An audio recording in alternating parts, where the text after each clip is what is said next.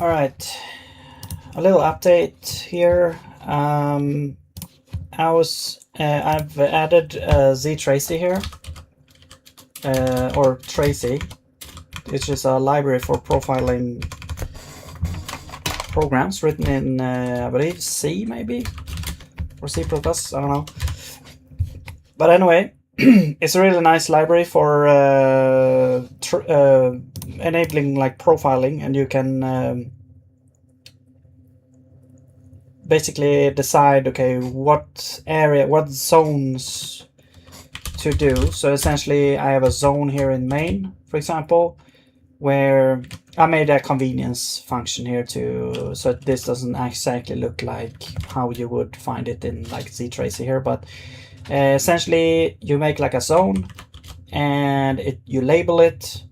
So in this case, we also pass in the location of the source here, which is just at source. So this is always the first argument here.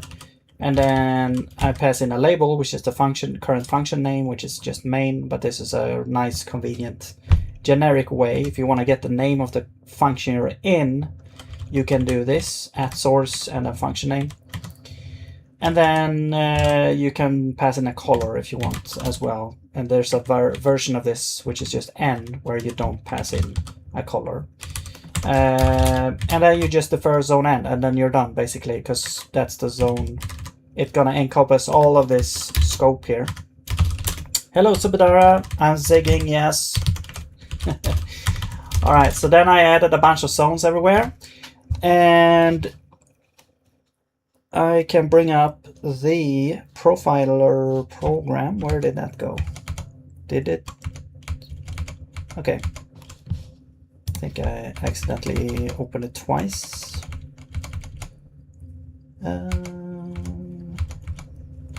Where is it? Oh, over here. And I believe it's somewhere. Okay, here's the thing. Okay, so here is the profiler. Let me resize it a little bit. So I added a bunch of zones here. And so essentially how it works is that ztracy kind of starts a server, yeah, I guess it's a server in the program, and it's like streaming up events happening in real time. And so you connect with this profiler program, which is freely available. It's called Tracy. And it's gonna start to draw these things. So here's my main program. It's gonna span the whole execution here. Maybe I should have not have main here, but whatever. It doesn't really matter. And now you can see here we can look at every frame. Basically, it's like draw, update, couple here. And as we can see, we hover over this, we can see execution time is 36.08 milliseconds, which is quite a lot. It goes well over the 60 milliseconds limit of 60 FPS. And update is even worse. It's 64.15 milliseconds in this case. Over here it's even 70. So something is going on where things are taking a bunch of time. So it's both draw and update that takes a bunch of time. I'm not sure if one takes more time because the other also takes more time, but we're gonna get to the bottom of this now. Instead of guessing where things are going, like taking time, I'm simply checking what is actually taking time. So we can see here that I added, if we zoom in here, so actually, okay, let's look at this. So update main. So update calls update main, and then we have like pre-update, which is sometimes taking a little bit of time. This actually takes 6 milliseconds, which is not actually great, but it's the update music thing that takes a bunch of time for some reason. This is also like a lot of time. But But yeah, so we have pre-core main, and then we have after, which takes basically no time at all. So you can't even see it here. But then we have update main, and then we have the main thing here is like update gameplay.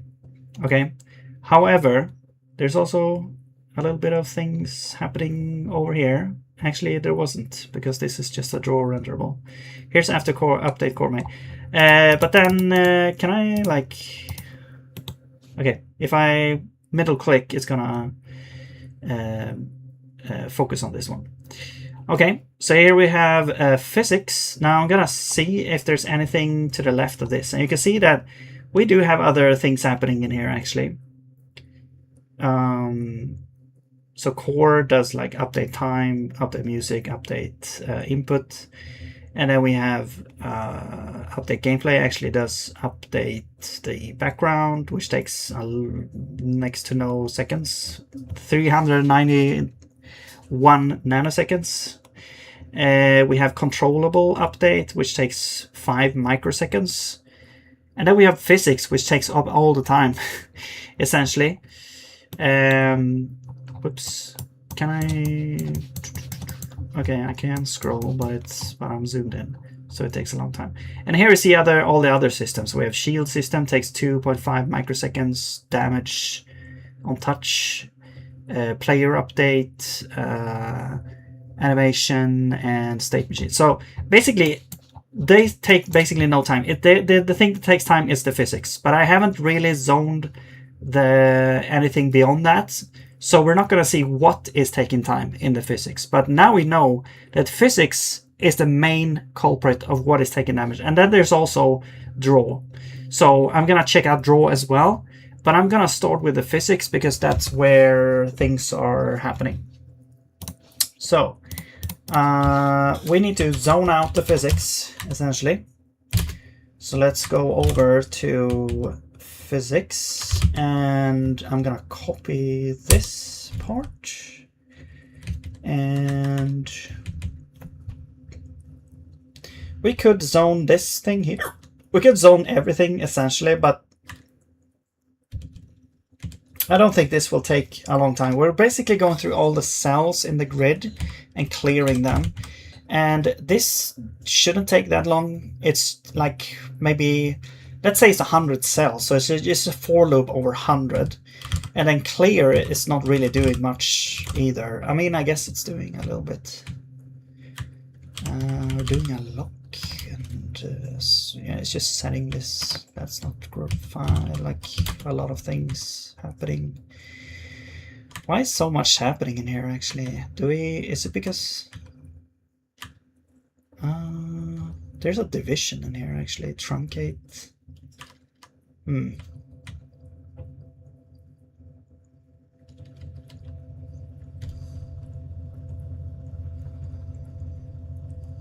If we don't have metadata, it's gonna initialize. No, if we have, it's gonna init. Okay. So it's doing that a bunch of times. I guess.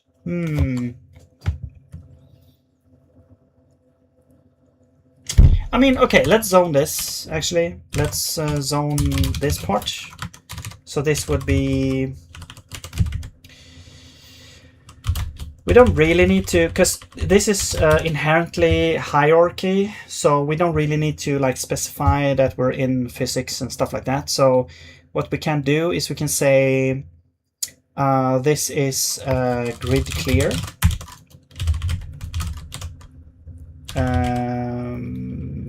Yeah, clear, grid clear. Okay, so we can see how much time does that take. And here is the physics frames. I'm going to say physics frame. All right, and here is like one body being processed. We can also zone this.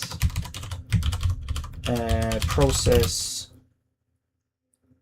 entity, I guess. Now you can also label, you can give specific, you can give like metadata to the trace as well. So we could, for example, give like the which entity is currently doing this. Although if we don't have a body, we probably don't care about this, which is strange. Wait, oh yeah, if it's not enabled, I guess. Let's just do this. There we go. All right. So, do we have anything else in here that we need to worry about? I don't think so. We probably, yeah, update axis is another area we want to definitely have a zone on here. So let's do that. I'm actually just gonna take the function name here, this variant here. We're gonna do update position, of course. It's going to have that as well, although, you know, you can see that it's probably not gonna take that much time, but let's have this here anyway. We have the grid stuff.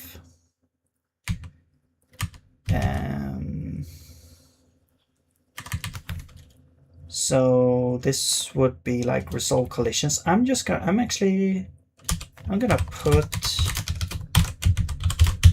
this here like process grid stuff. This one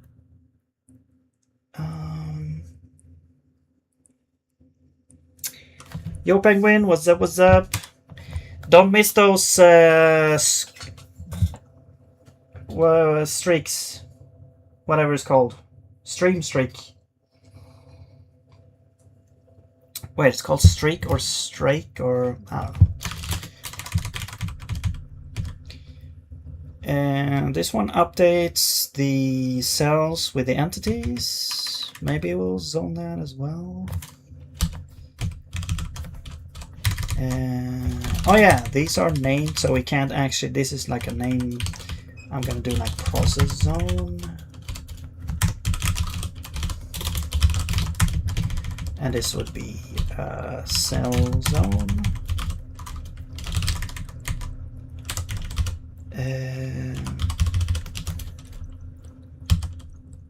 Put entity, this would be like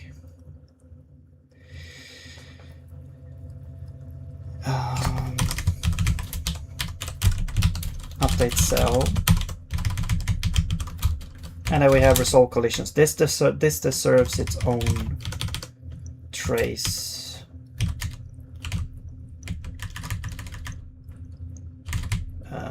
Actually, and you're gonna be clear zone, and you're gonna be frame zone, and you are process zone. Okay. What the hell is happening here? You are used. Oh. Wait. There we go.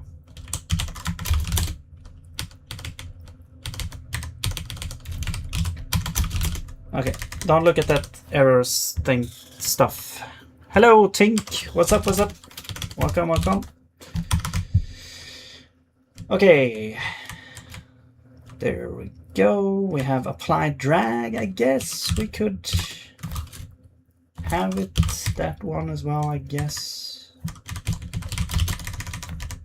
The thing about these functions, they're like called over and over again, so it's not like they're called and done over everything. So we're gonna get a lot of calls to these. I guess we'll see like each one how much time it takes.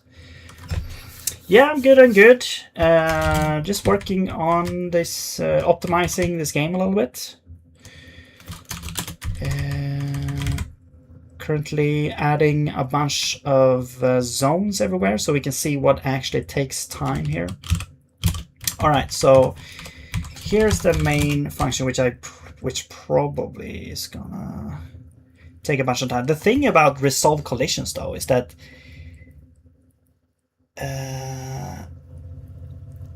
we shouldn't actually call this, because the thing is, like, we don't actually have anything to collide with in this game.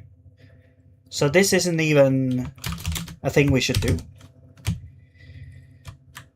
This goes through all the candidates and checks if they are solid. I mean, it's just gonna loop through everything and just continue. So we don't even do any checks here, which is interesting. So yeah, this shouldn't actually take that much time though. It's just gonna be these fetches. Like it's basically the thing that's gonna take time here is gonna be because of cache misses. That's the thing. That's what's gonna take a time. What is a zone? Okay, so the zones that I'm talking about here are for profiling, which is basically I'm trying to figure out. So I basically have lag in the game, and I'm trying to figure out where is the lag coming from. Where's the bottleneck that causes the lag?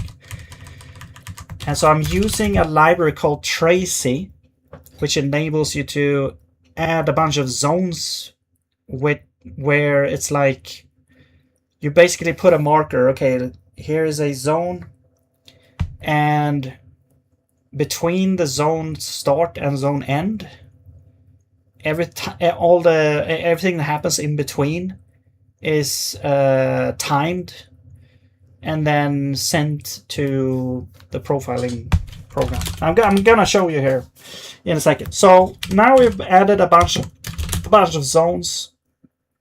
So I'm gonna start the game in debug mode here,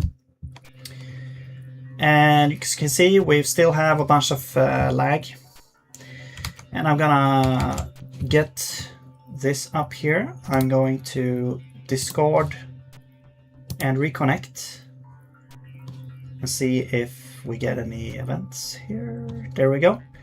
And then I'm gonna stop and I will exit the game.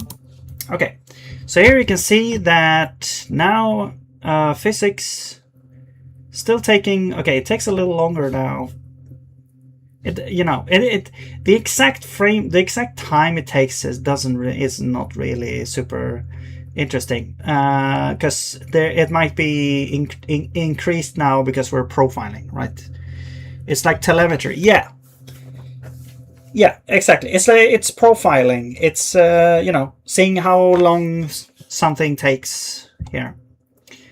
Telemetry is more like tracing like user actions and well, I mean, yeah, you could. I guess you could probably kind of get some profiling stuff from telemetry, I guess. But it's more like for monitoring, I think. Or, yeah. Anyway. So let's see. What is taking time? So we have a lot of calls here. As you can see, we have 10,000 calls happening here for some reason. 10,000. Why do we have 10,000 calls? 10,000. So grid clear didn't actually take that long. But we have 10,000 process entities. And each doesn't really take that long. So I'm curious, why do we have 10,000? That's because we have 10,000 entities. Yeah, okay. Yeah, it's because I'm running I'm kind of running like a... you don't see it, but I'm running what's it called? Performance test.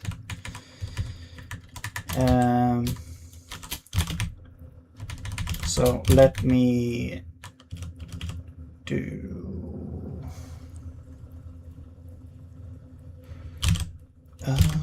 Where is that happening actually?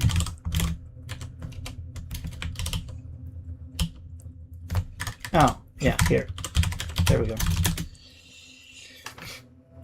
So if I start the game now, you're gonna see why we have 10,000 entities. It's all these green. Every green dot you see here is an entity.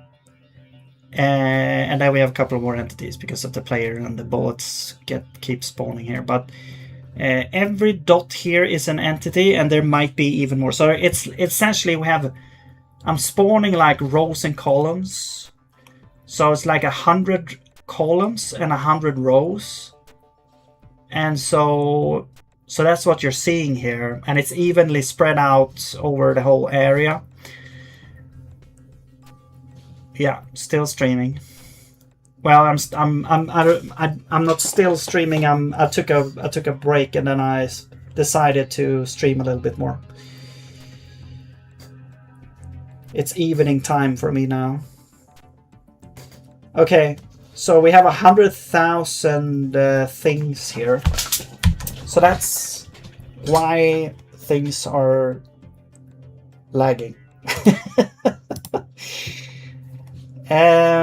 So maybe it's not a fair performance test. Maybe 100,000 is a little bit much, actually.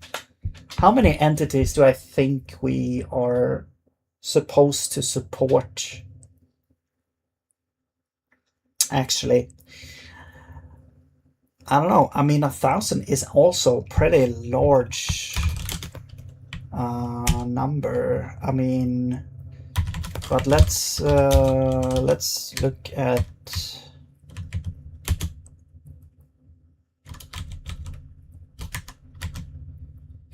Now, where's this here? Here.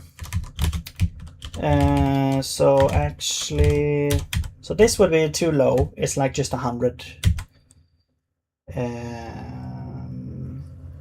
How many entities do we want to support at the same time?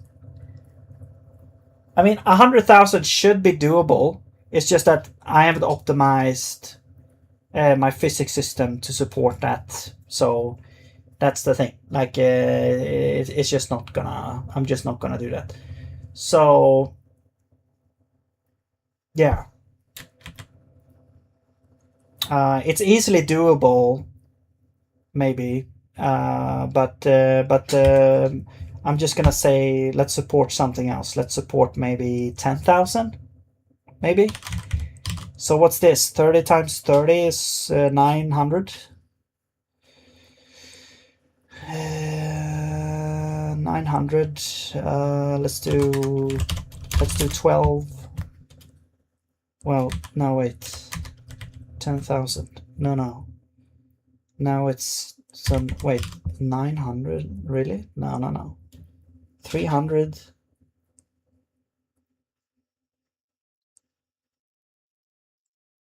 Hang on. My brain is braining. 30 squared. Yeah, it's 900. 40 squared. Okay, so 10,000 square root. What is that? 100. Wait. Oh, 10,000 is what we have. Right, 10,000 is what we have.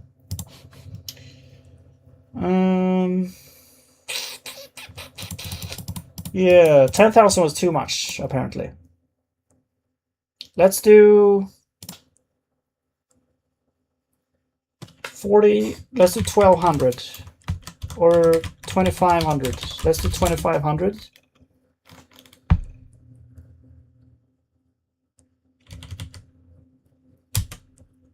$31.6 squared is 1,000. Okay. Still get like only 30 FPS, but I guess that's better.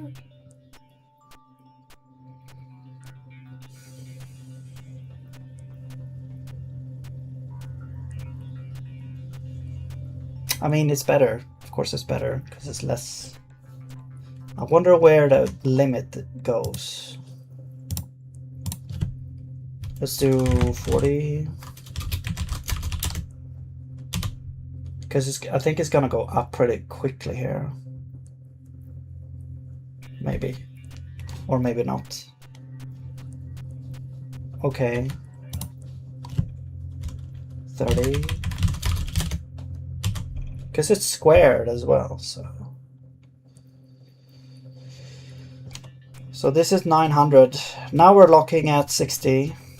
So about 1,000, I guess. 1,000 entities.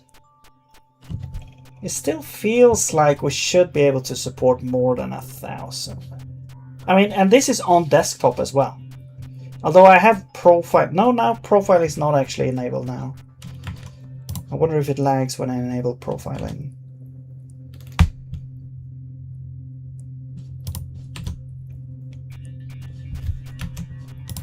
Oh, I accidentally did two.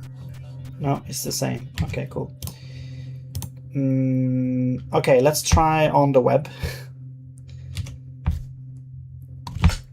Oh, what the hell is this now?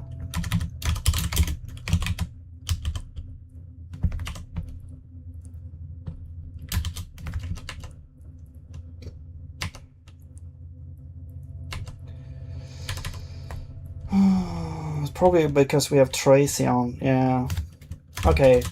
I need to change the build here.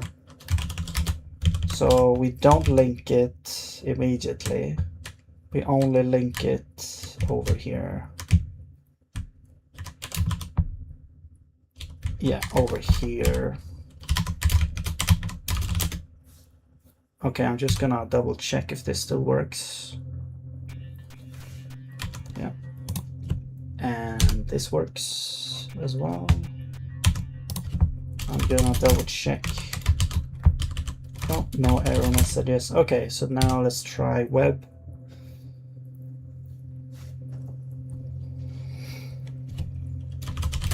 And the web version is a bit tricky for me. It has been... Actually, you know what? I'm gonna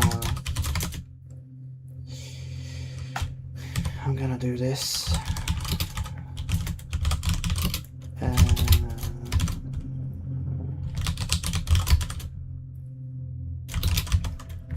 Now let's just do rayspace and zig+raylib web, and we are going to build first. Actually, I'm gonna make another one of these called build web.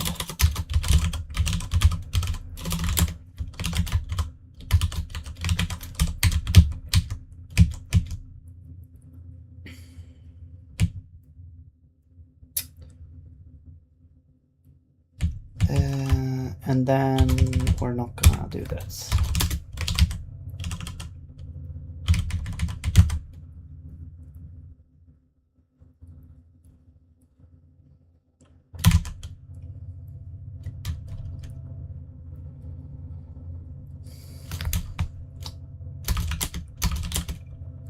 All right.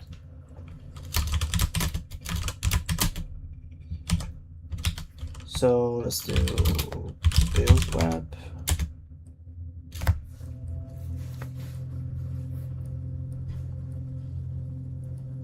Wait, we do want to do.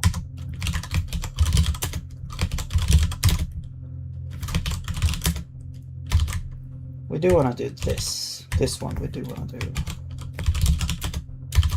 Yeah.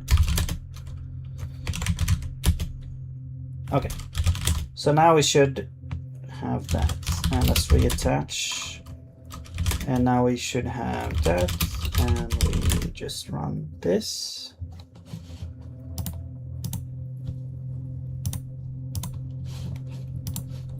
Okay, now we're online on the web version. And yeah, it's laggy. It always lags a bit more in this at the start as well. And then it kind of goes up a little bit. So the web version has way less. Okay, so what I'm gonna do is I'm going to disable you. Oops.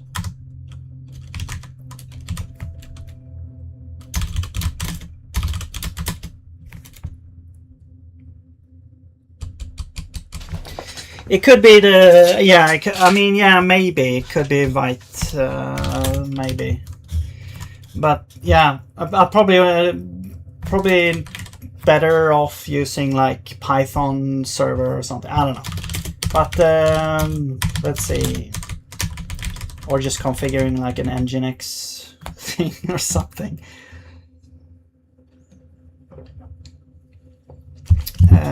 But yeah, anyway.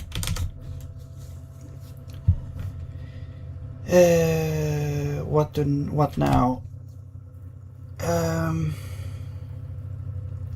What did I want to do? Okay, my mind is blank now.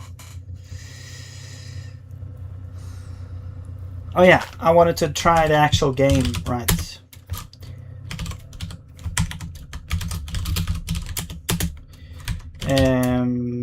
Do we have 2A? No, we don't have 2A. Do we have 3A? 4A? No. Yeah, the game. Yeah. So, let's do prod. Yeah, I guess that's it. And build.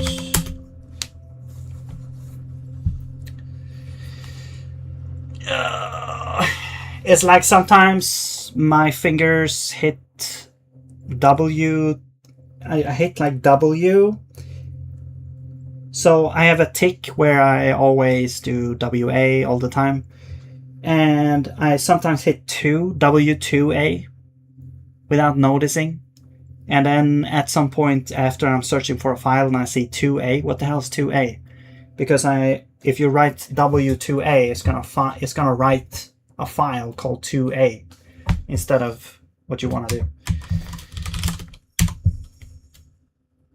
So I write 2A. So I accidentally do this. Now we have a 2A file that I want to delete because of my fat fingers. Okay, anyway, now we have that. I'm gonna go back, do this, and now let's see.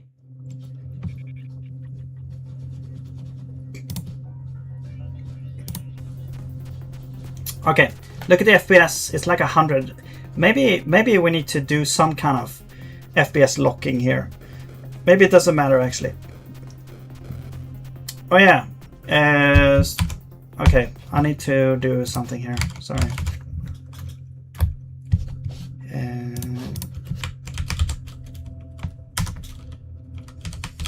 God damn it.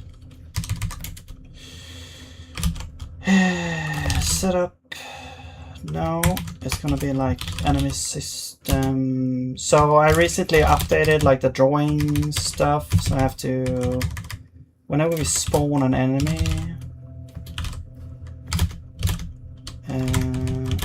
and we do the sprite. Here we go. So this is the sprite actually. So I'll take out the sprite. And we don't add the renderable immediately. We're gonna do a renderable enemy, and sprite is sprite. There we go. That's the renderable that I want to add. Okay, and then we'll do the same for shards.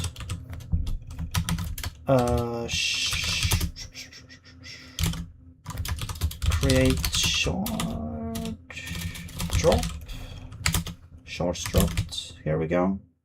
Spawn a shard. You also have the same thing. Oh, but we could actually go in here.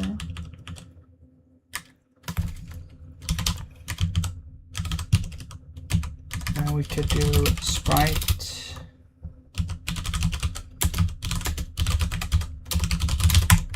All right. And then we return that, except you're not enemy, you're gonna be shard. All right, there we go. Now that I'm just gonna double check this.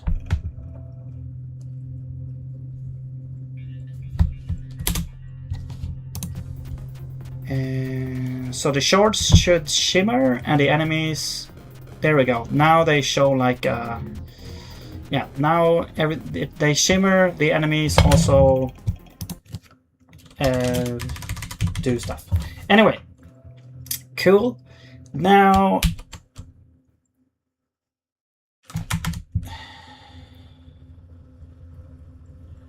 yeah, so now one more thing. It's the player system, and we're gonna have pickup shards is actually gonna be ran here.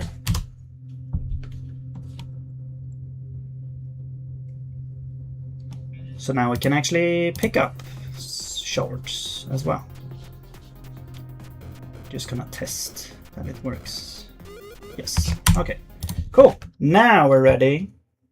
And I'm going to, whoops, build for web again.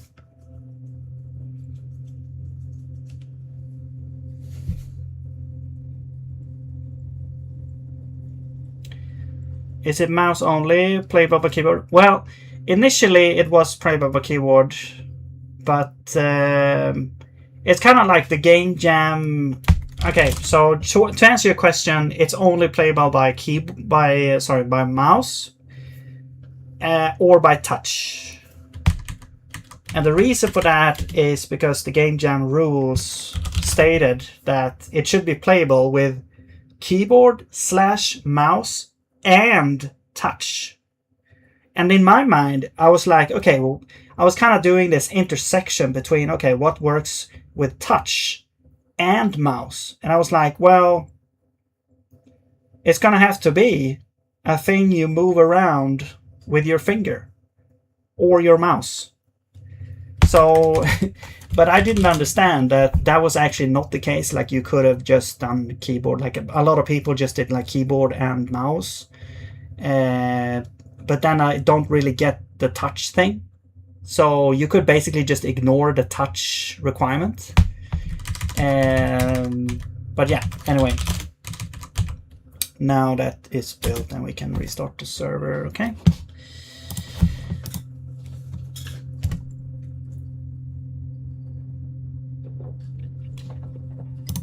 All right, let's go, let's go, let's go. Now everything should be as it is supposed to be, essentially, like in the current version.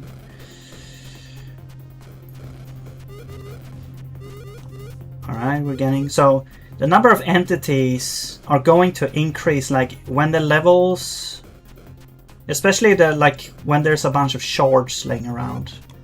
So the first stage, we won't get to the laggy stuff, I don't think.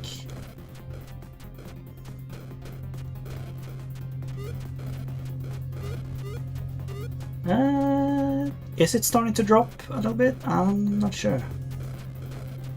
We could try and spawn as much as we possibly could.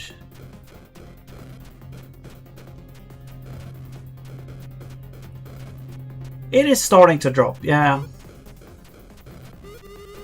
But it's not it's not dropping to start the lag, because that happens when it goes below 60 FPS, because that's what the kind of game is supposed to be run at.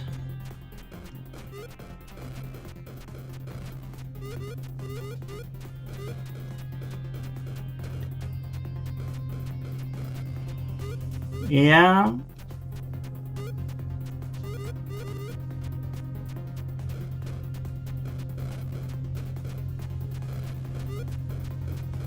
In earlier versions, the enemies didn't actually despawn when they get out of screen. So there was, when we when the next level started, the FPS just dropped. Or at the end of the level, like there were so many enemies out of screen. Yeah, it's starting to drop a little bit. Okay, that's the end of the level. We're gonna buy a weapon here. All right.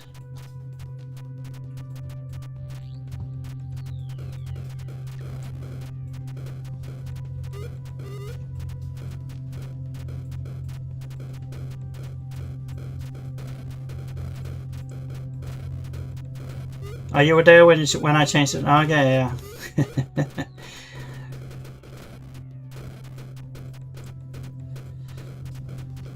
Cool. All right.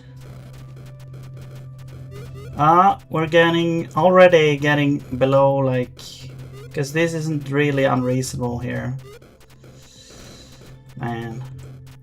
I'm just gonna try and play normally and see, because you do wanna get these shards.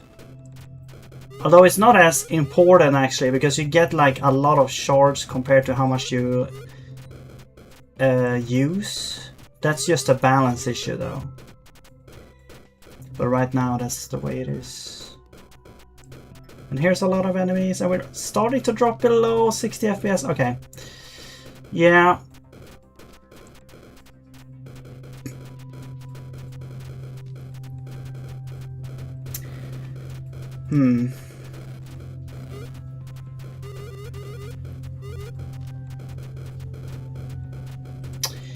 Okay, so I do know that, you know, there's a way to optimize the physics. Basically, you would, instead of doing what I'm doing right now, which is I have all of the bodies are adjacent in memory, but they are, they are kind of, like the positions are kind of spaced apart a little bit, like a lot actually. So there's probably a lot of cache misses. Oh, interesting. I never had this set up actually, I don't think. If you go out of screen, yeah, it will teleport. Yeah, it will teleport like this. There's really no, I mean, I guess there could be a benefit to it if you want, it's kind of like warping from one side to the other. If you have an obstacle in the center. I'd never actually thought about that. But yeah, that's true.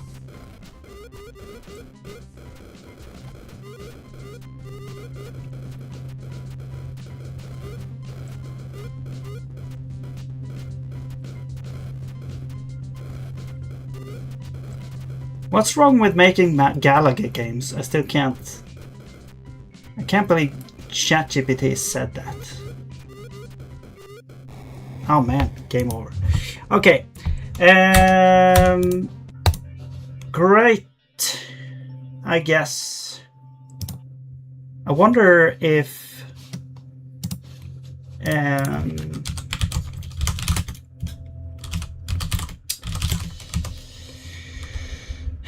I wonder if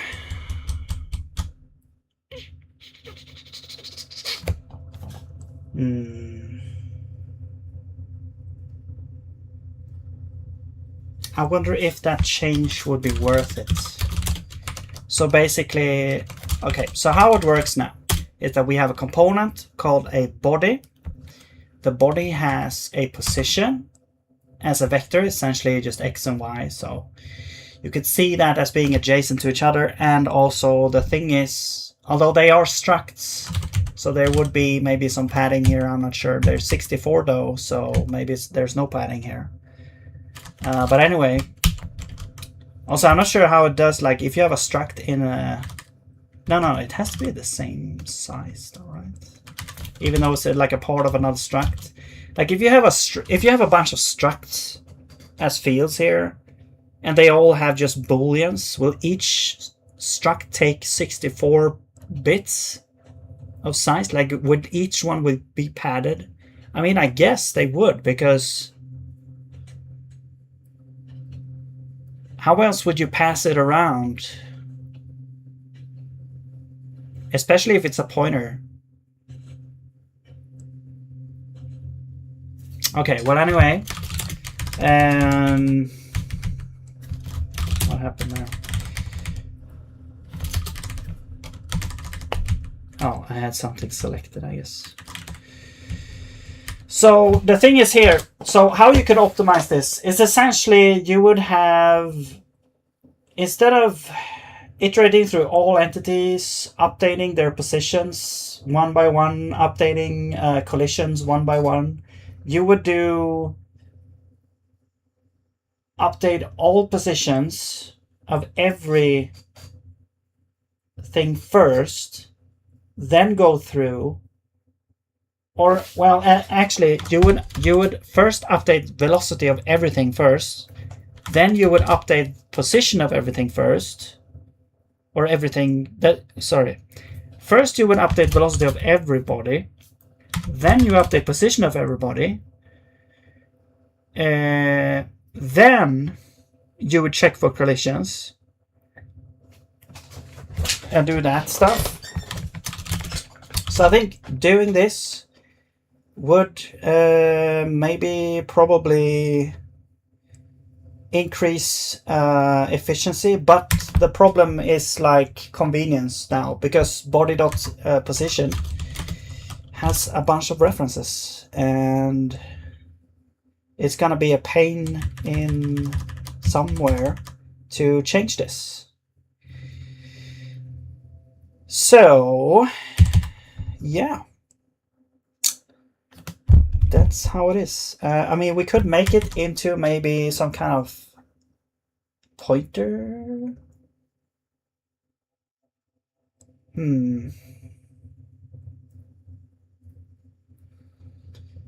We could pointeroo it. A pointer to a vector. Perhaps.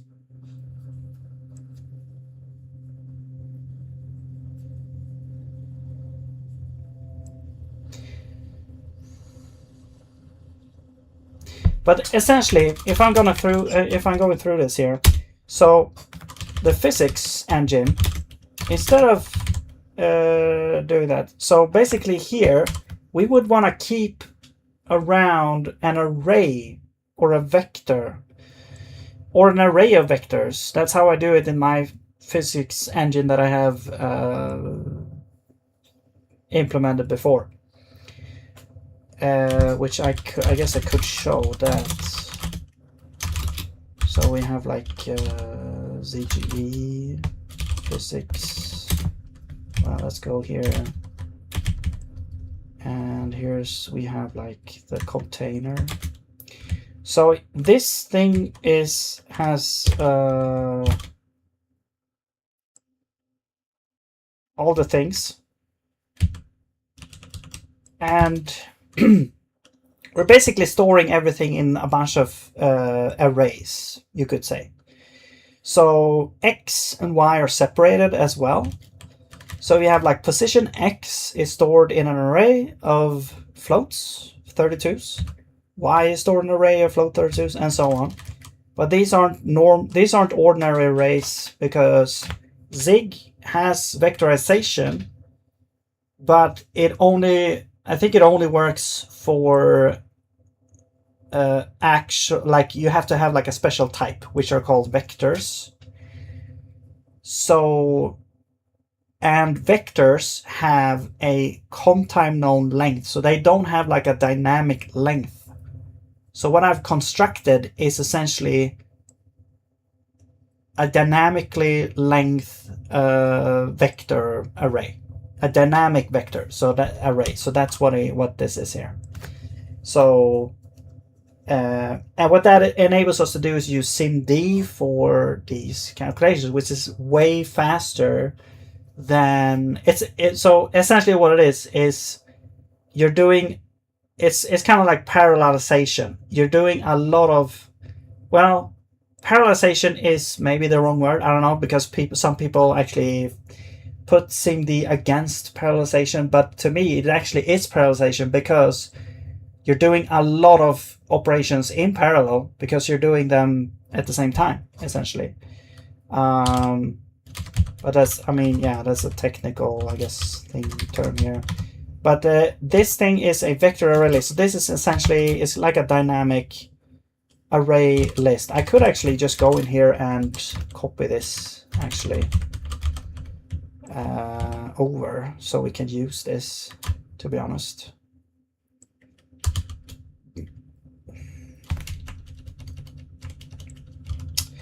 And this is the backbone of the physics system. It's just a dynamic vector array list, and then we're just using that to be able to iterate through the list and do things. Actually, I'm just gonna get this here and put it over here.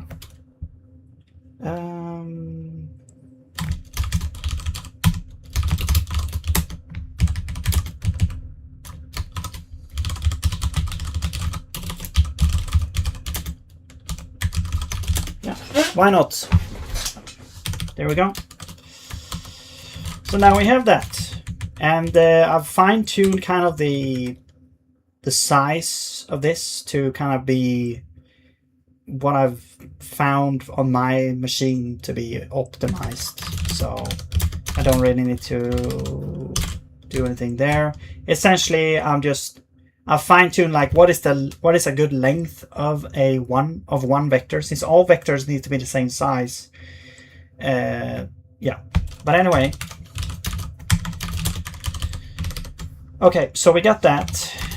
Then if we go over back to the thing that was using this, we have these vals. Then we have all this stuff, and I could basically copy over everything here. Do we want rotation as well? I guess. Yeah. Dynamic is like, I don't remember what this is used for actually. Dynamic, right? It's like if dynamic is such a weird name, but it's essentially if we want to apply gravity or not, I think.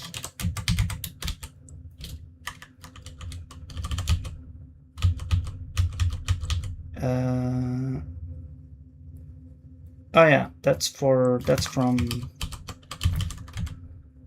this.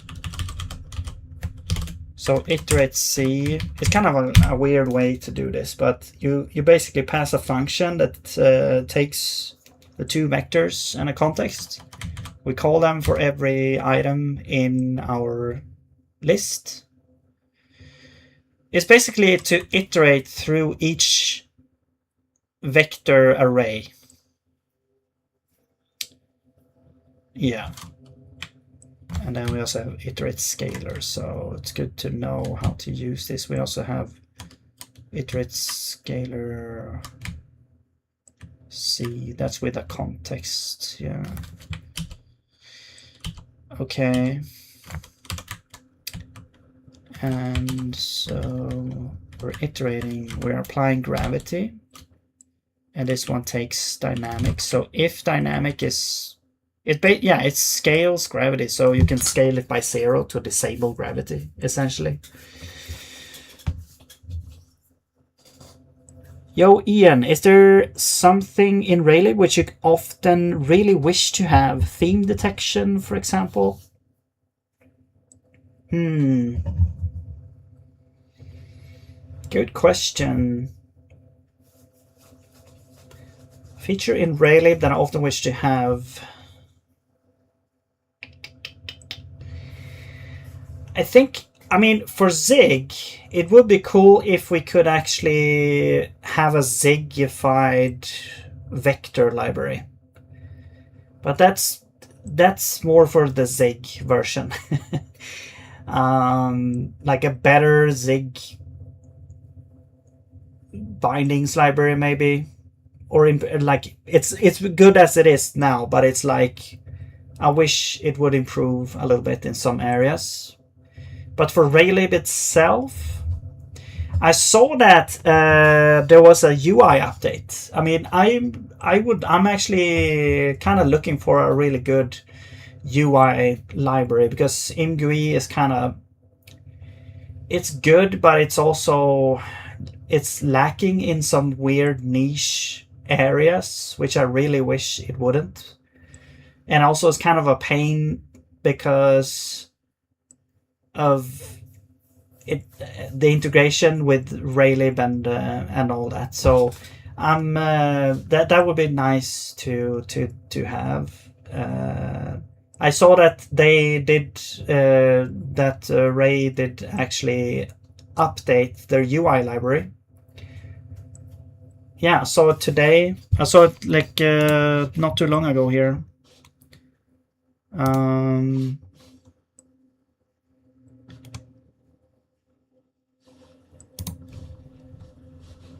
Where's the thing? Raylib, was it announcements? No. Ray GUI. Yeah, it's called Ray GUI. It was released like 5.0, so Ray GUI is now officially in 5.0 after 3 years of development. Wow, that's a lot. So there's apparently like a bunch. I haven't checked it out, but yeah, it looks cool. It has a lot of features. So yeah, it would be cool if I could start using this maybe. I'm gonna have to figure out, because yeah, for my editor, my game editor that I have for my game as well. So I'm gonna check that out at some point.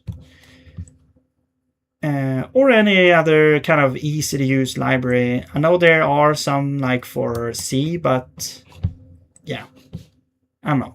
I'm gonna check that out at some point. Okay.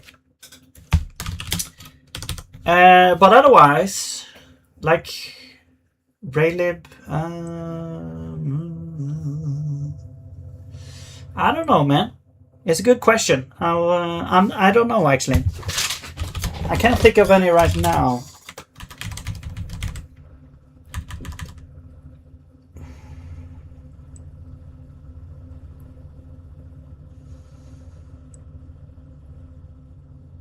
Another.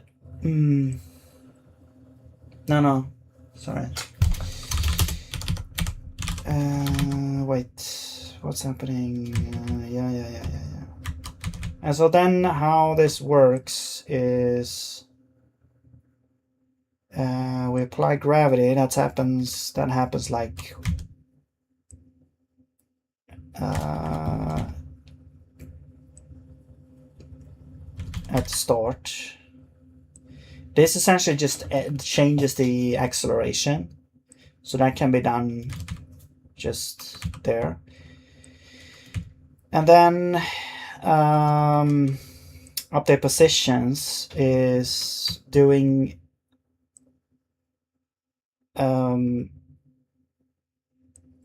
yeah, we do like integrate scale. This takes actually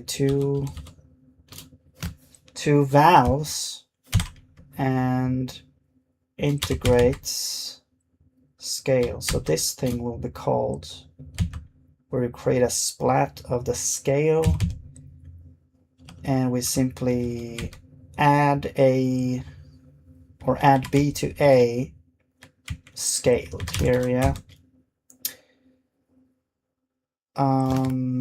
Which is like, because we want to scale by delta time. Where was the announcement? It was on Discord, the raylib Discord, in the Ray GUI, what was it called? Ray GUI dev channel.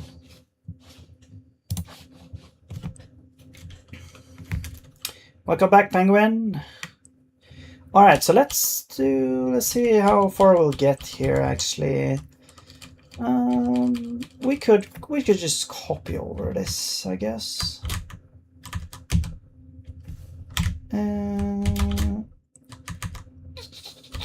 Sure.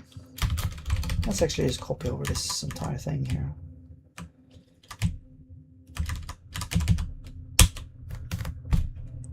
Now I do want to get rotation as well. That's what I do want to do that. Okay, let's do like a body container. Sounds pretty macabre, but it's really not. Trust me on this one, guys. All right. So we'll have a body container, and in here we'll store all the bodies, of course.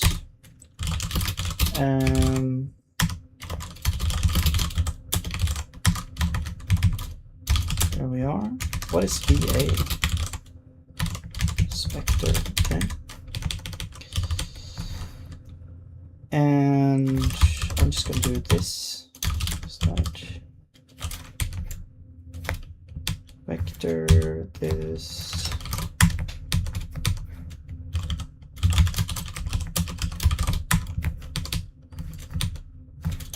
All right.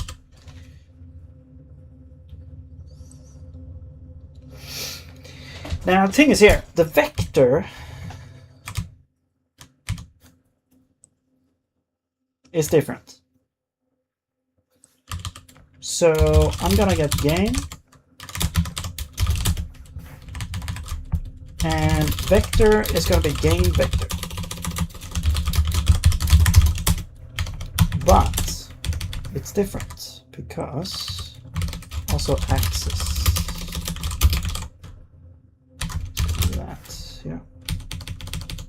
However, the vectors do not have 0 and 1. They have that instead. Okay, there we go. Now, we also don't have these things. So, do we even want those? I guess we do. I guess, okay. Let's do like dynamic. I don't know. I'm just gonna call this gravity factor actually.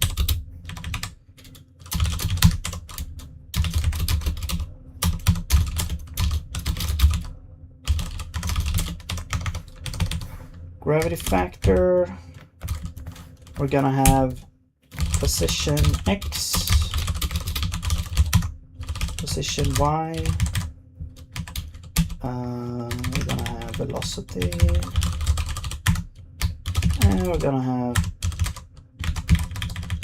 acceleration.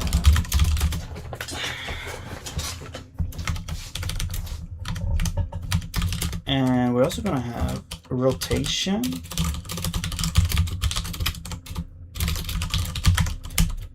Rotation,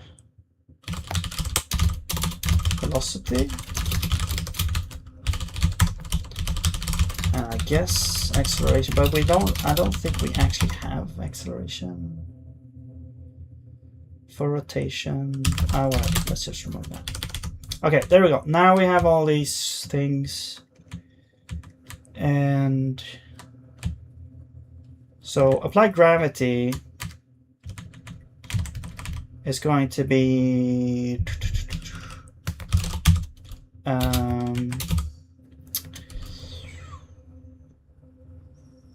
wait, acceleration.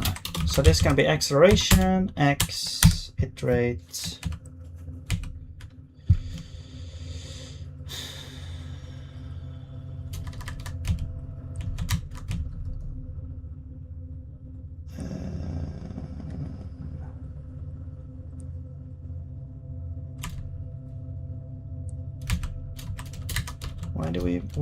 why are we doing this? This is just to pass it in. It doesn't actually need to be mutable.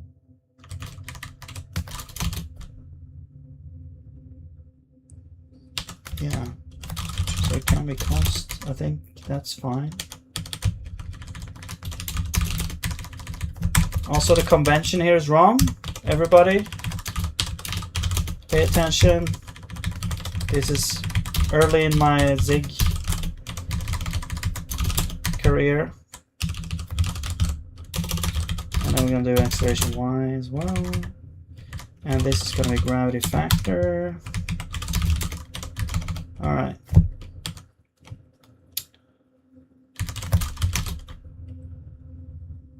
Wait.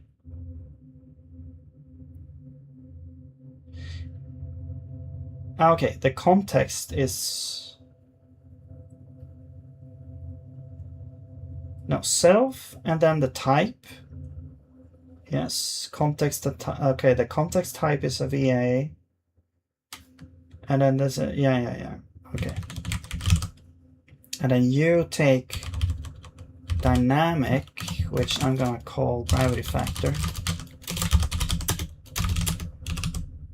and that's a VA, but it doesn't have to be mutable, so I'm gonna make it constant. Yeah, there we go. Okay. And then we need to make this match the type there. Okay, cool. Cool. And then we have physics frame, that's fine. We have update positions. Now we need to say velocity X, whoops, acceleration X, position X, velocity X, velocity Y, position Y, velocity Y, and position Y.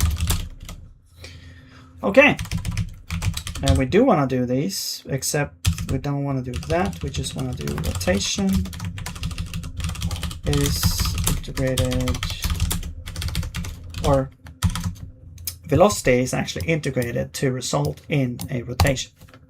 Cool. There we go. So now we have a way more efficient way to update all our positions.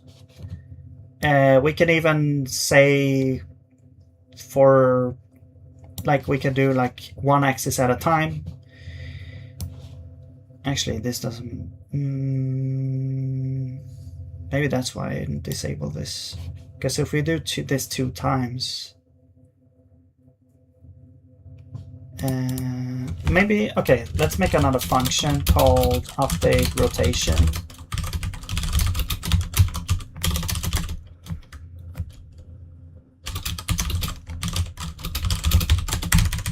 Okay, yeah, that way makes more sense. Because if you call this 2 times with X and Y separately, we're gonna update this twice, which doesn't make sense. All right.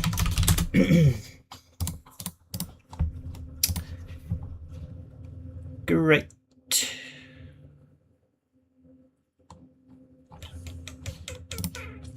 Okay.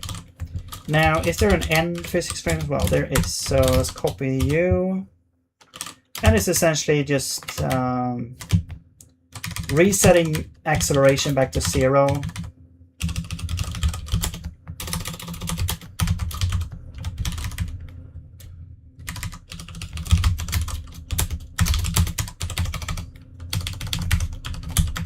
And runtime safety is like an optimization thing. If you set it to false, it will disable it. What that is that Zig does a bunch of security checks. Let's say you do a bunch of things to an integer. For example, if it wraps around, there's going to be an error. If you overflow, it's going to be an error. If you underflow, it's going to be an error. Stuff like that. Divide by 0 or things like that. So, I mean, that's going to be an error anyway, but it will disable the Zig's safety checks on those things. So whatever's happening in here will go a little bit faster, especially if you want to, do this, like do a bunch of operations fast. And then you kind of know that it's safe, so you can disable the safety stuff. I'm not sure how much impact it's going to have on this, because this is all vectorized, so it's probably don't have like a lot of impact from what I've seen or experienced, but whatever. We should probably have it here as well. Set defaults. Yeah. Now this only affects the current scope, I believe. Yeah, for the scope that contains the function call. Yeah. So yeah, it will restore itself after, so you don't have to set it to true. Like, it won't set it for the whole program, only in the scope. Okay, so there is our basic things. Now what we need now is a way to kind of add bodies into this container. So I'm also going to add an init function here, which gives us the thing. Okay. And then we're going to have like add body. Now the thing about the bodies if I remember correctly. I'm just gonna double check how this is done here, because I'm pretty sure we're kind of using like the ECS index for this. Maybe? Not exactly sure. Is there like an add body?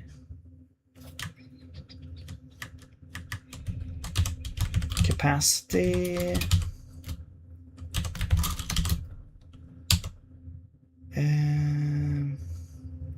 That's right, as well. The thing about this container also, because we have dynamic arrays, there might be a chance that a bunch of pointers are going to be invalidated. So you have to kind of, if you have pointers into the arrays, those have to be updated. Which is the thing that happens here whenever we add more bodies into here. And I guess, yeah, that just sets the capacity. Reset. Set body. This is just takes an index. So we don't know anything about. And here we have like update pointers. Yeah, we could have some similar thing happening with our body as well, which should only happen if the pointers are like invalidated. I mean, I guess I'm ending up copying this entire thing. Sort of. But yeah, we want to have something like that. We want to be able to get a body, I guess.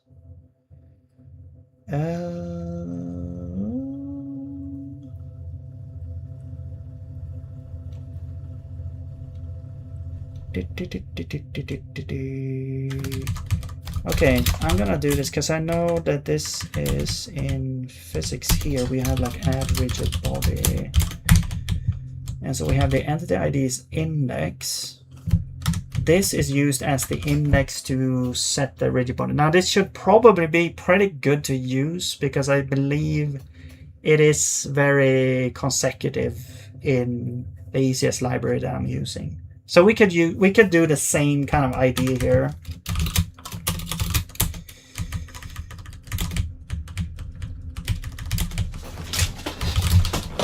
So I'm gonna copy this.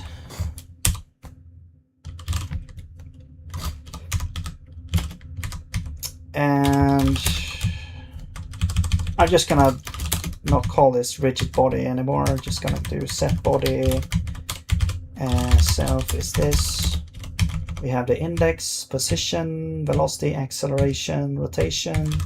I'm gonna delete that. Static. Is this even used anywhere? I'm not sure. I guess it's used if it's like, okay, well,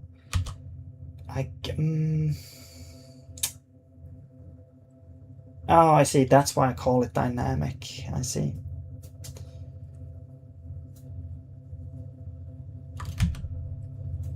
Pointers invalidated. So this is a, okay, this is a boolean that gets returned, and it's true if pointers were invalidated during this operation.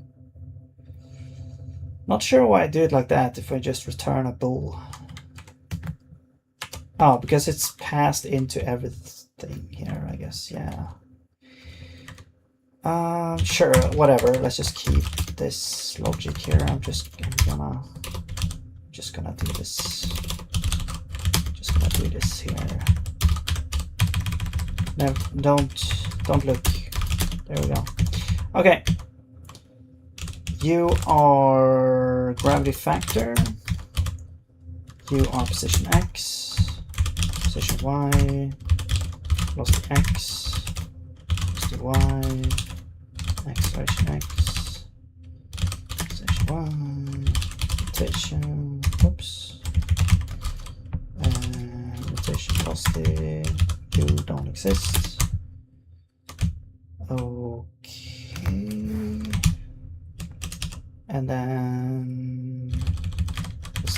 X session Y.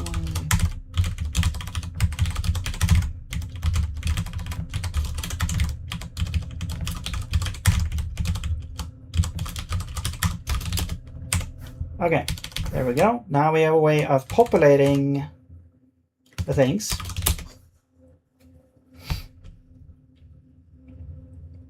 I'm pretty sure that this set function assumes we have the capacity. No, we don't. Okay.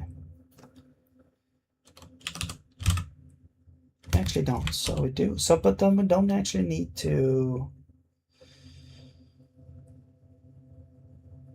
ensure capacity before. Okay.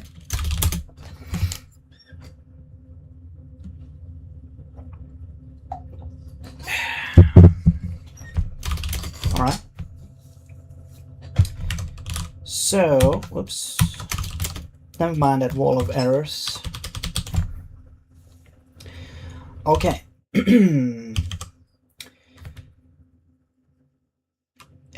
I guess we also want to be able to remove a body, although it doesn't really matter. Like removing a body doesn't really do anything, I don't think. It doesn't really do much for us. Yeah, we don't even do anything here. It doesn't even matter to call this function because, yeah. We're still gonna iterate through everything and do everything. It's just that we don't really use the data. So that doesn't really matter. However, one thing that I want to do is I want to have...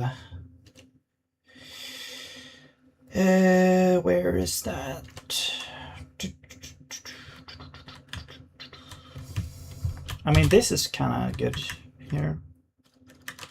I do want this. Yeah. Wait. Yeah. Here. I do want these.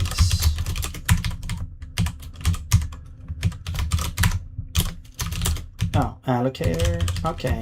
Let's pass an allocator. Actually.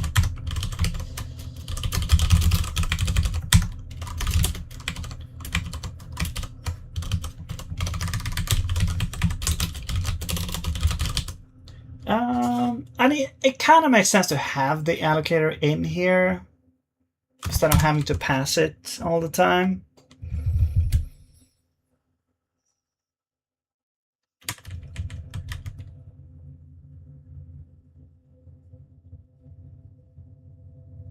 Yeah, sure. Yeah, it's fine.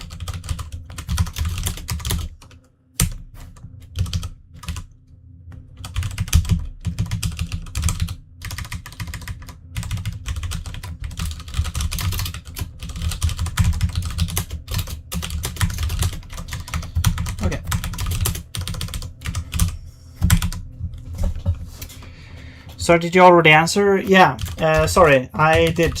But yeah, again, it's on Discord, the raylib Discord.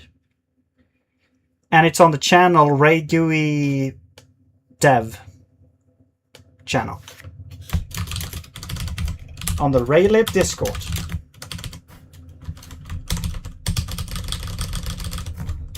Okay, the initialize. Whoops. You know what?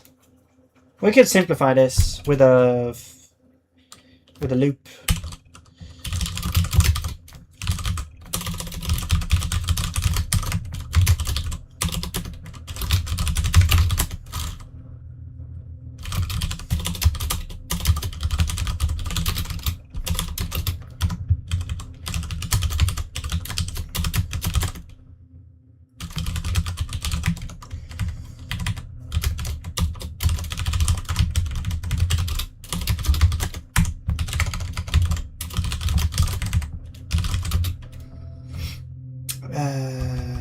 Field name, initialize. Okay. There we go. Everything on this struct that has an allocator, every field on this struct that has an allocator. This is what this for loop is doing. It's like every field for every field that has a declaration called deinitialize or deinit, we're gonna call it with allocator as a parameter. There you go. And I'm gonna rename you to deinitialize the vowels. Or, well, it's deinitializing everything that can be initialized, I guess. It doesn't actually, yeah, let's just do this, whatever. Okay. So even if I had more things that actually can also deinitialize like this, that's gonna automatically deinitialize that as well. Okay, but anyway, there we go. We're starting to shape up here.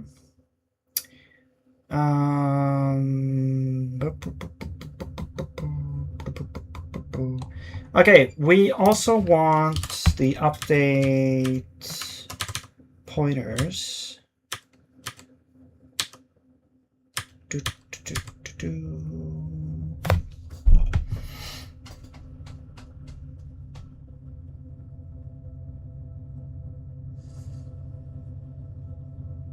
The question is though, do we want, couldn't we just have a pointer to this container on each body?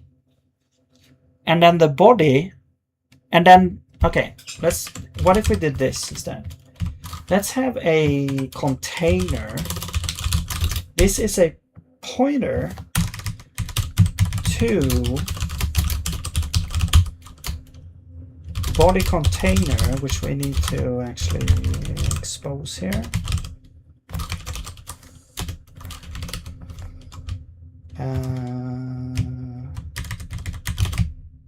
So body container is import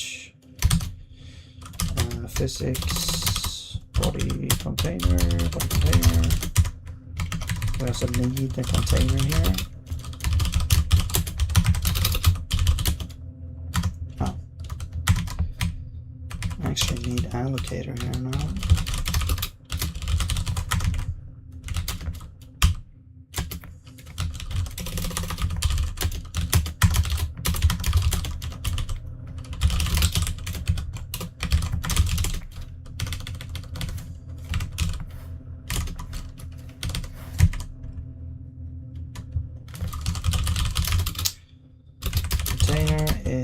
A pointer to physics container.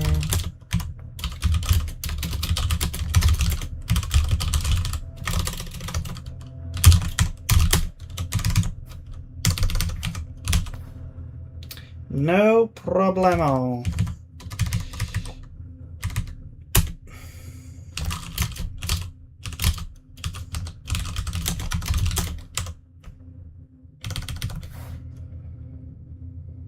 Okay, every time we are initializing a body now, we need to actually add the container. So what I'm gonna do is I'm going to make a convenience function on game to create a body actually. Create body self and position, which gives us a body. Actually, it gives us a pointer. No, it doesn't. It gives us a body. Yeah. So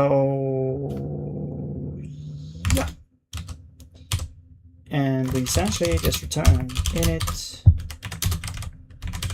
self physics. No, container position. Okay, and then over here, instead of doing this, we are going to, actually, I'm gonna do record find dot add game body. Okay, we're gonna go over to that. Oh, this, and then we're gonna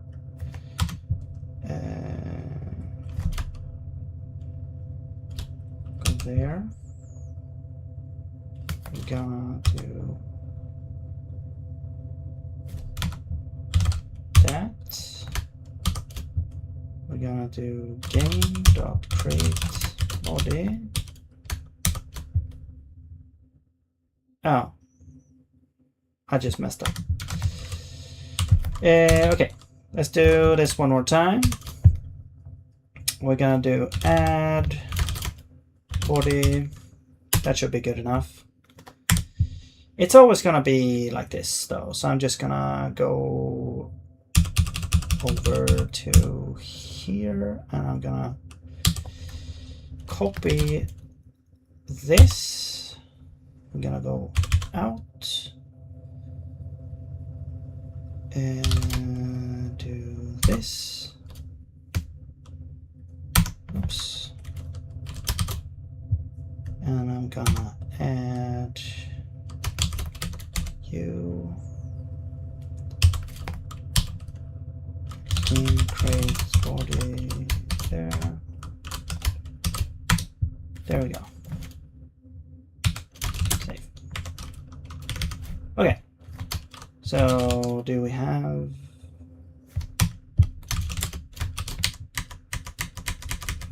no add body? Well, we do have add body, but yeah. Okay, so there we go.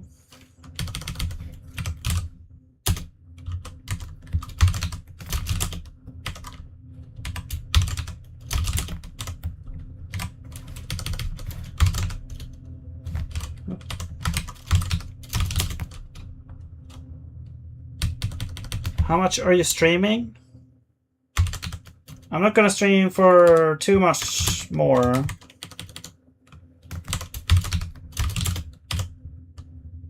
Very enjoyable. Thank you. Nice. Nice that you find it enjoyable. All right.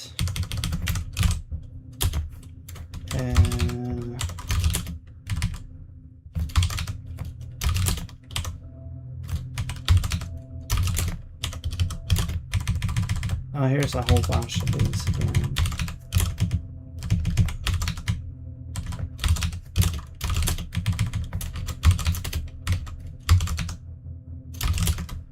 All right. Is that it? No, that's not it. That was another one. Is this the only one left?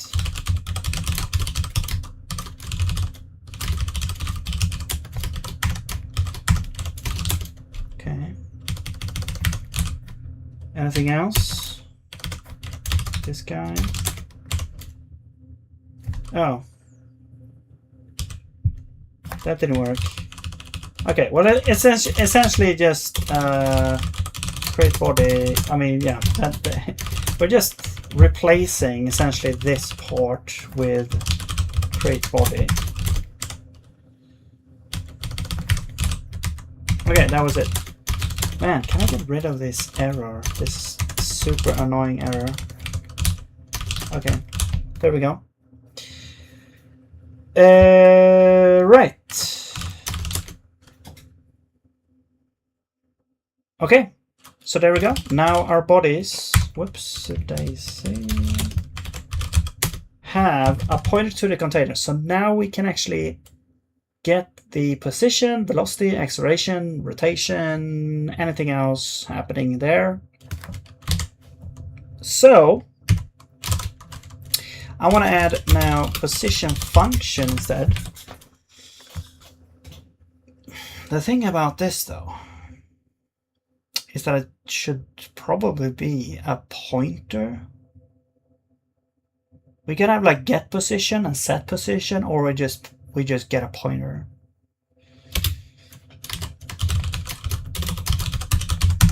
Pointer to a vector. That doesn't actually work though. That's the thing. So we could do this. Yeah, I think we have to kind of do something like this instead. And then we give it a set position.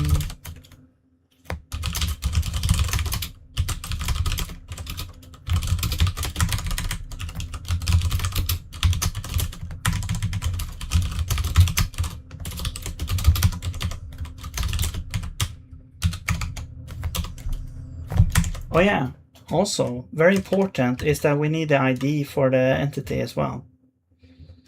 So we actually need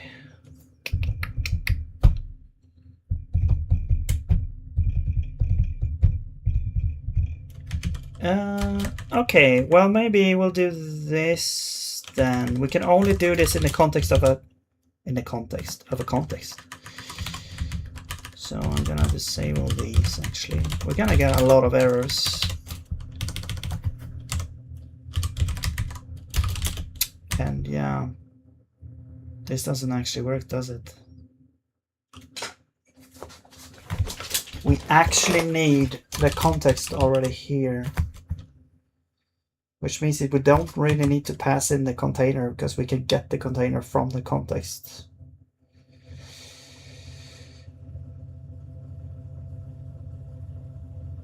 Okay, let's not have an init function then, I guess.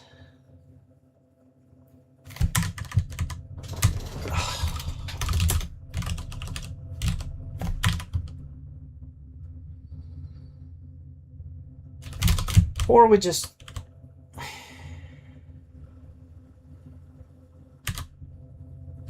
So the thing about this is like we're creating a new body.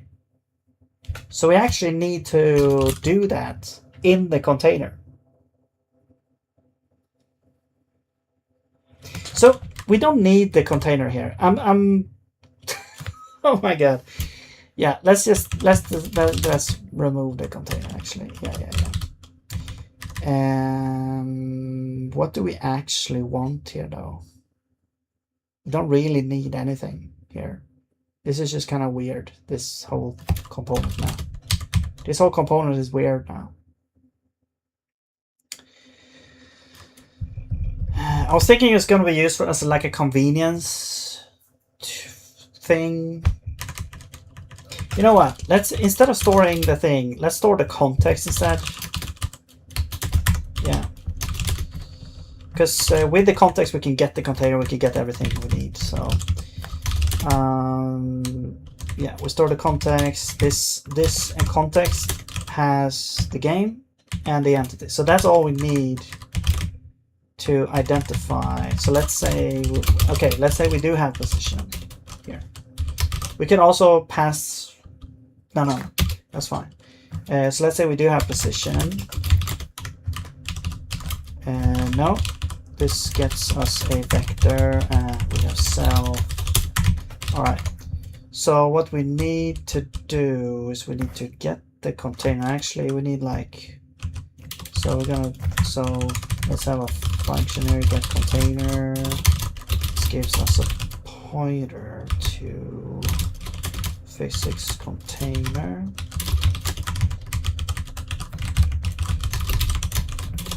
No.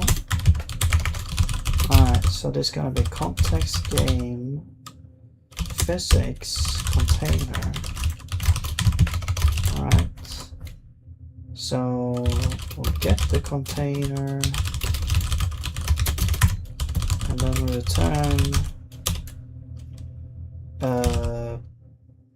return position get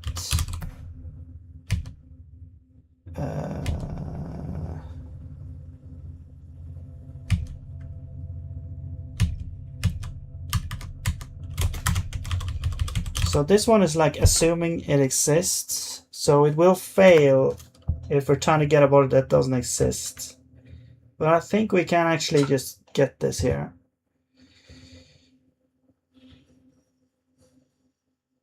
What? I don't remember what this is. Vector or element.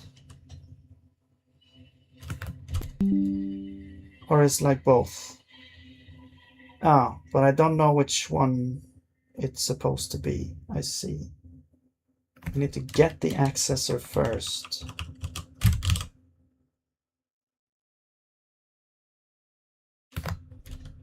Accessor from element. Oh, I can just do from. Okay, let's do that. Let's do from, and then the element is gonna be get index return self context entity.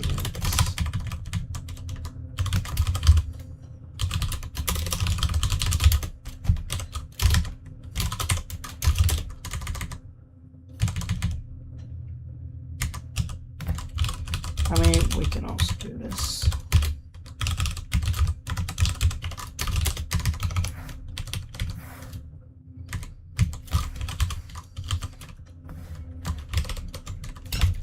Okay, so instead of doing position, what we get?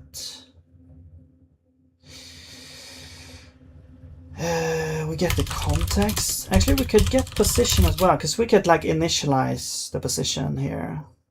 Yeah, sure, let's do that. Thank you, piano. All right, so we get the context. We don't do this. Well, I guess we can keep that. So what we do is we do context, game physics, container, set body, index, gonna be get index. Now that's gonna be context entity index. Position is position. Velocity. So we initialize everything here. This is just gonna be 0, 0. Acceleration 0, 0. Rotation 0. Velocity 0. Static. Let's set this false. And this one is interesting. Do we handle this here? This feels like the weirdest place to handle this.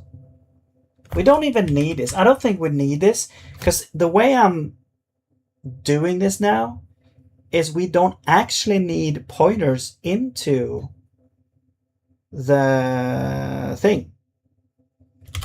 So I'm just gonna null this here. Oh. Okay, let's just call this pos. Okay. So I don't, that's the thing. Like, I don't think we need this now, because we're not gonna have pointers into the thing that we're keeping around. I do have that in my other game, but I'm not gonna have it in this game. I don't think, because the way we're gonna get the positions, we're basically gonna grab it out like this. It's gonna be kind of like a slow operation, but it's only gonna happen in random areas anyway. So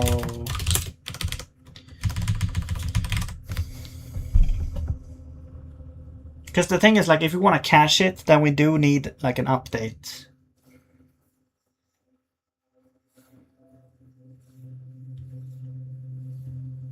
mechanism.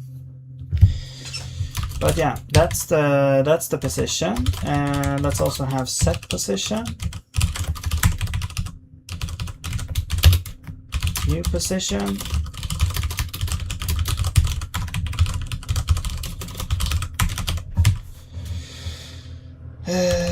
so position. Wait, this is just X. We also need to do this twice, actually. Return. So yeah. Here we get the container. We set a element.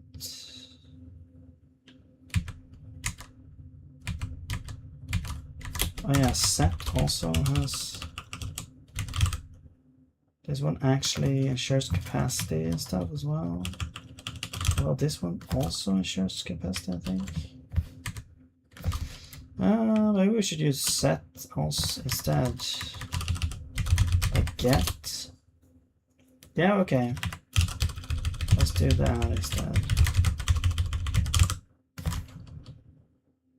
Okay. Set. We actually need the allocator. I mean, we have an allocator. Actually, do we need an allocator? Yeah. Because we don't store an allocator on the list. Maybe we should.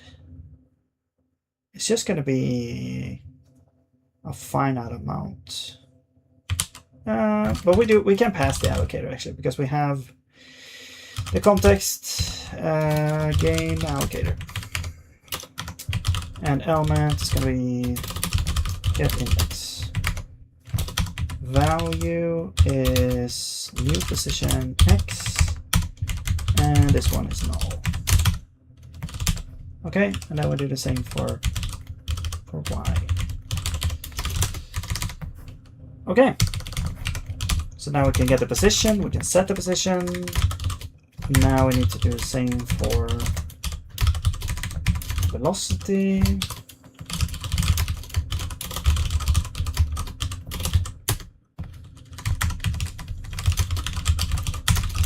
And I guess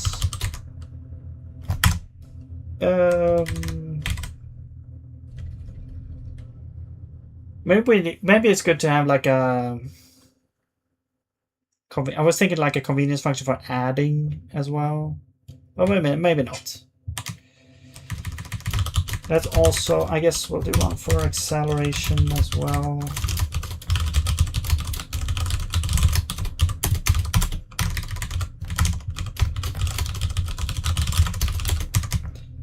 And rotation.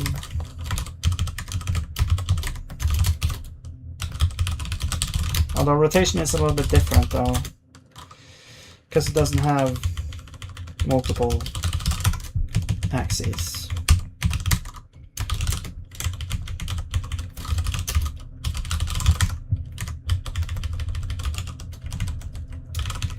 It's a scalar. There we go. And you should also be a scalar.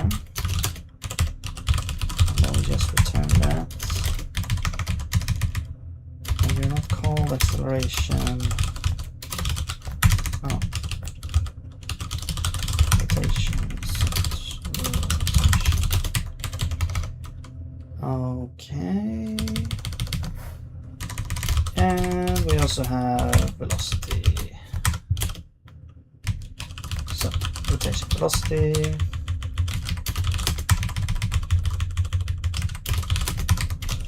Set rotation velocity. New rotation velocity. There we go. Okay, now we have a whole bunch. We have the basic tools now to be able to do this. But we do have a lot of places we need to change and fix now. There's probably more than what's stated here. Naming setup looks sick. Oh, thank you. Air Hogan, what's up, what's up? Welcome, welcome. So... yeah. Well, here it's just a matter of calling this actually. But this one is just a matter of calling this actually, yeah. Cool. Yeah. And position, we're just calling you. Yep. There's a lot of changes needed to be made, but I guess we'll figure it out. So now this actually needs a context as well. So we actually need to pass in the context. You know what? Maybe we'll move this into context instead, like make a special function for the context actually, because yeah, that's probably what we want to do actually.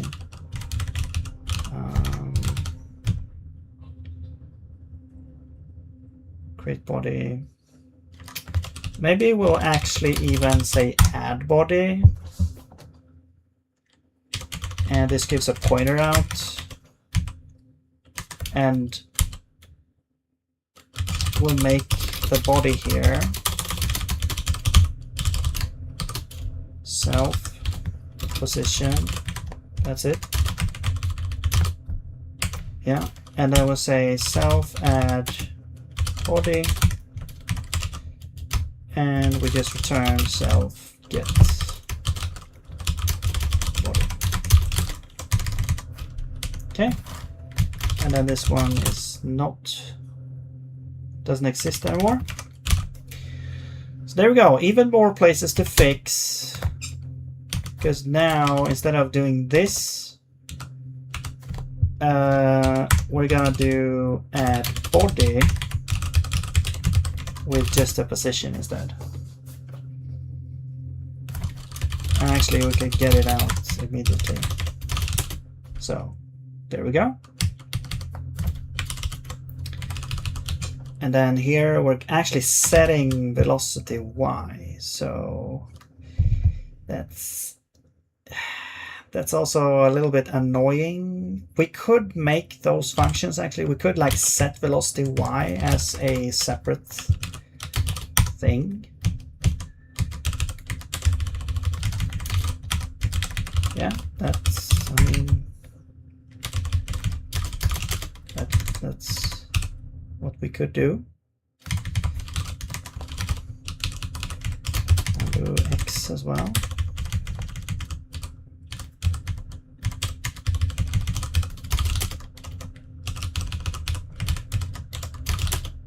And then instead of doing this, we could do set velocity x, new velocity dot x. Yeah. And then we'll copy this. Do this for position as well.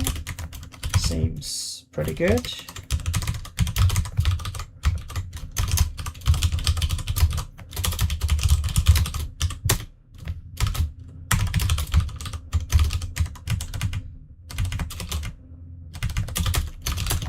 All right. And then we'll remove that. There we go. Q. We could do the same for acceleration, but let's see if we need it first. So this would be set velocity y, which is going to be this. Okay. Position is equal to position, right? So set position to this.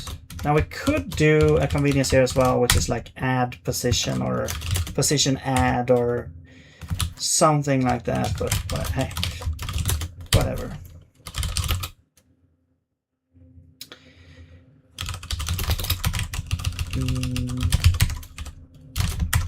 Could do this.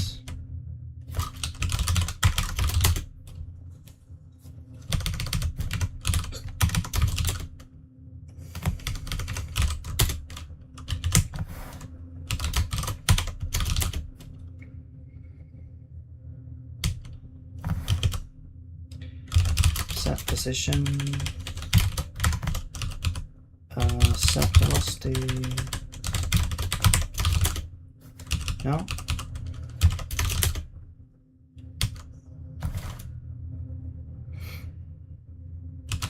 Now this one we can do that. Position x equals, that's going to be set position x.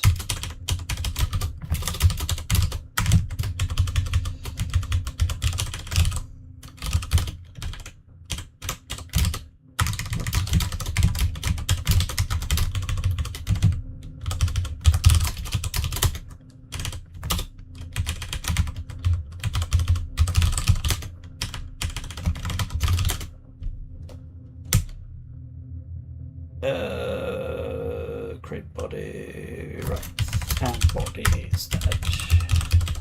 Go. We don't need to get it out. This one's gonna be body, and actually we can get it out as well. And here we actually just set the velocity. And also we don't need you anymore, or do we actually? Yeah, we do. It's kind of annoying, but there we go. Okay, we need to do the same thing here. I'm just gonna macro this. Body. And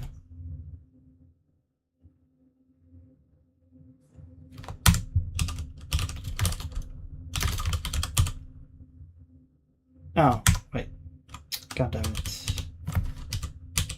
It was slightly different.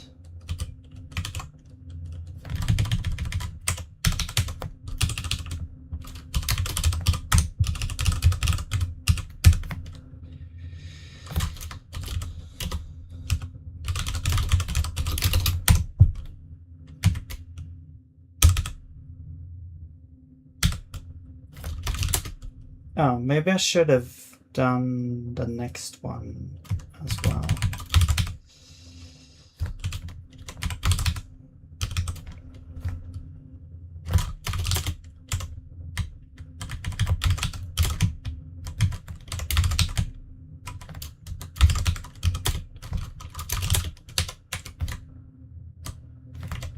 All right, let's just do this.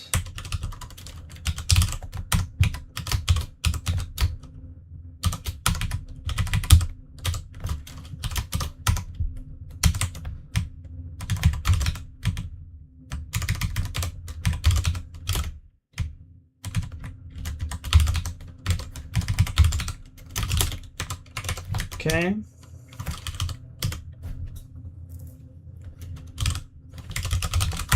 Of course, you're a constant, or I mean, a thing. Excuse me. Easy enough.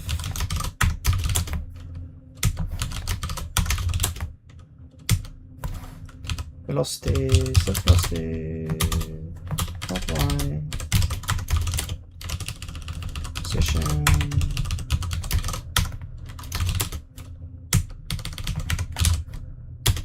All right. This again.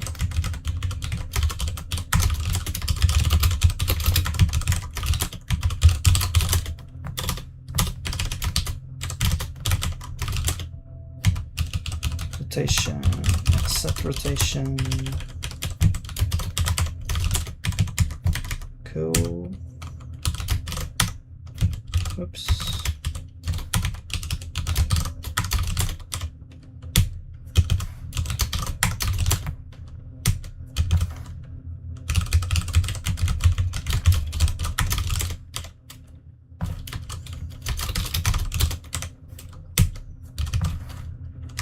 This again.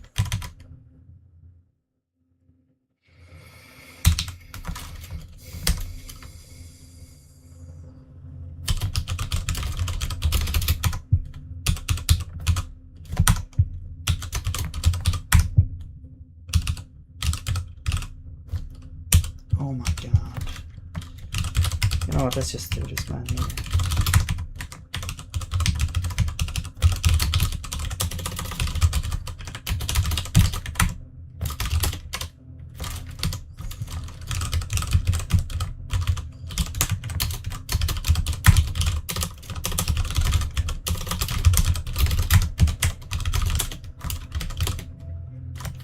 No.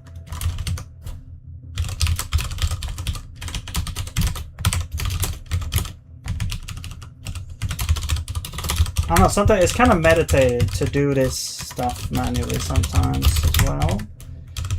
But I do also value the fact that I want to increase productivity as well.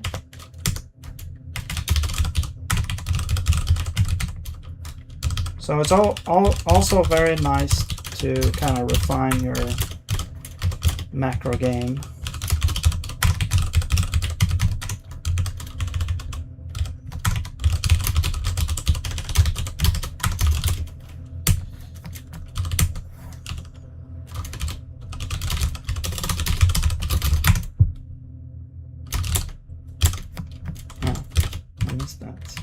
What the hell?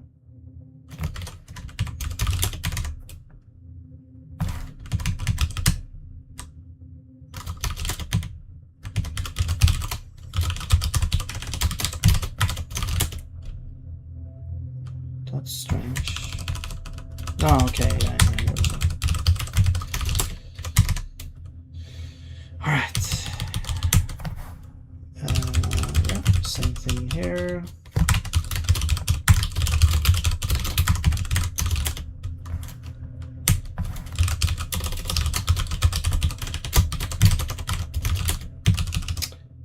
Angular velocity, right? So this would be set rotation velocity. Maybe I was using the wrong term. Probably, yes. Position. Body. Now this body is going to be added to bullet. So why not just do that immediately?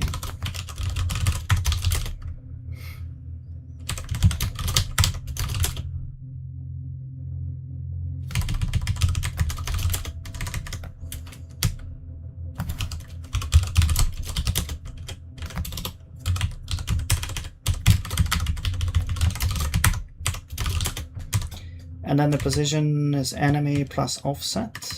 I mean, we could just add offset here immediately.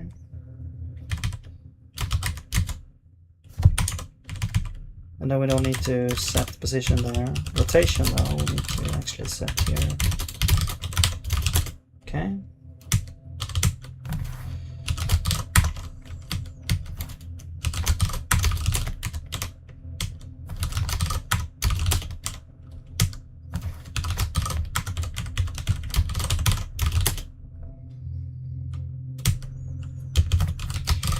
Yeah, we could probably also make variants that only gets X and Y, because this is gets both and returns. We don't. Yeah, we could do that, but whatever.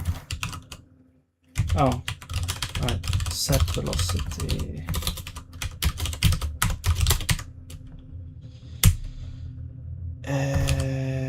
Set velocity. Oh, times equals. Well, it's gonna be velocity y times -1. Yeah. And set rotation.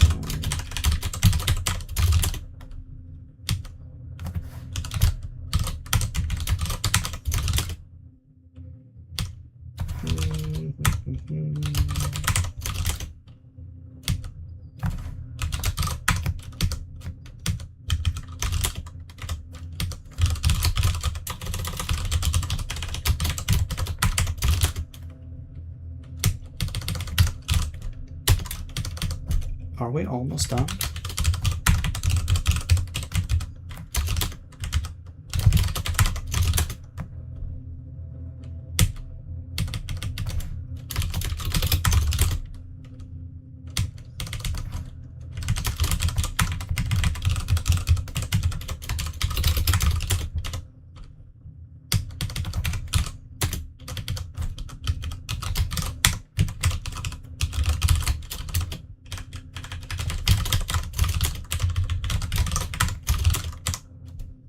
Wait.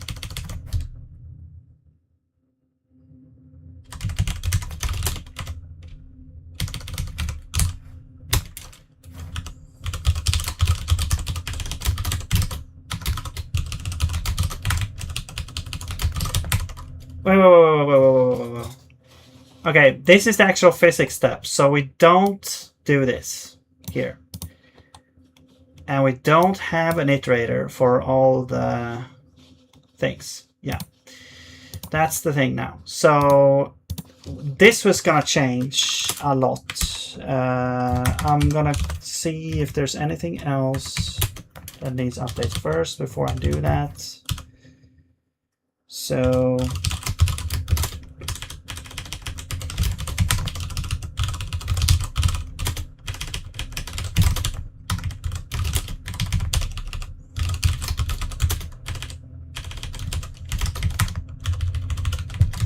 oh my god.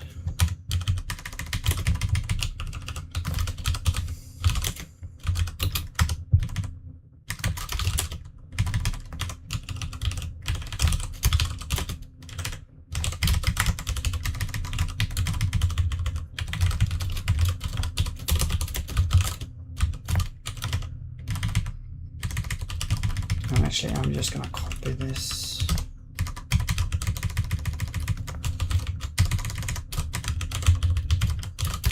Okay. Alright, this is position.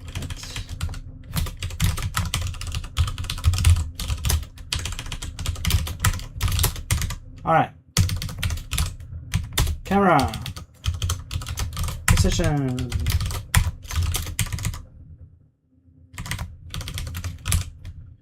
Draw. All right. Oops. That was too bad. Velocity x is equal. Set velocity x to 25. And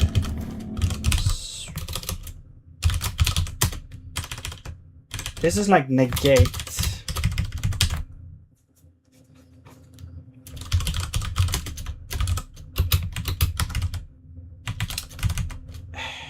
No, it's times -1. There we go. Same thing here.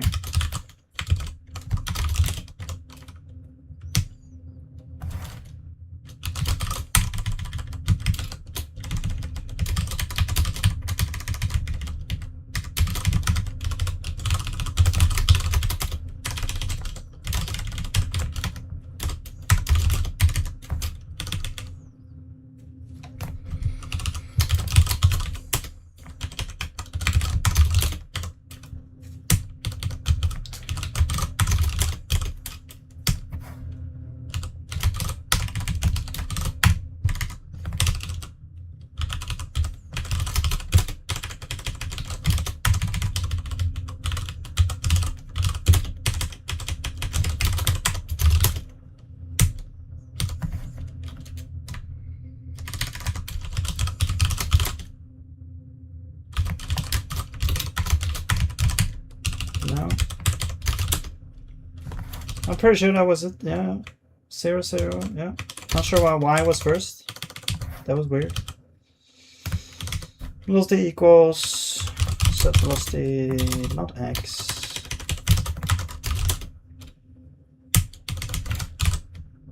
Item set rotation left body rotation plus this.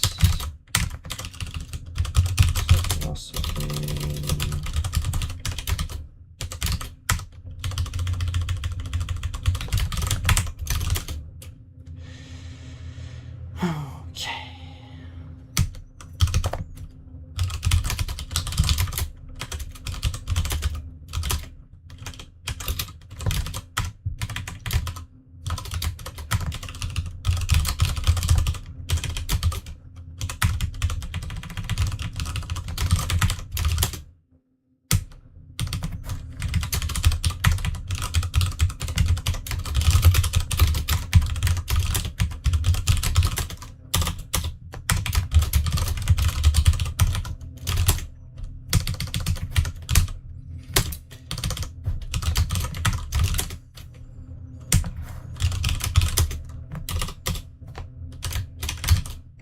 Picking X.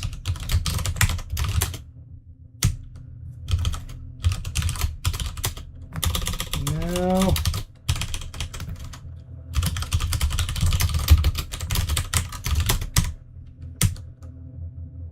No, okay, now I'm doing the physics thing. Okay. Okay. Is this the this is the last thing? Okay. So this I'm gonna do this, except it's gonna be happening in the container. So yeah. We're gonna do container. Well, it's gonna be self container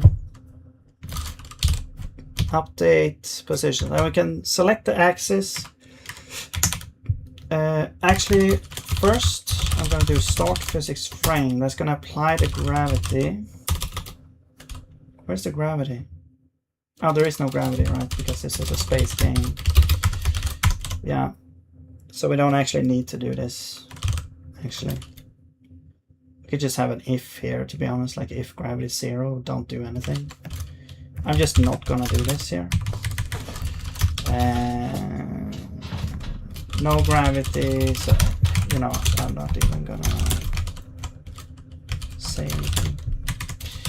But we have out the position. But yeah, and then we have DT, which is delta time.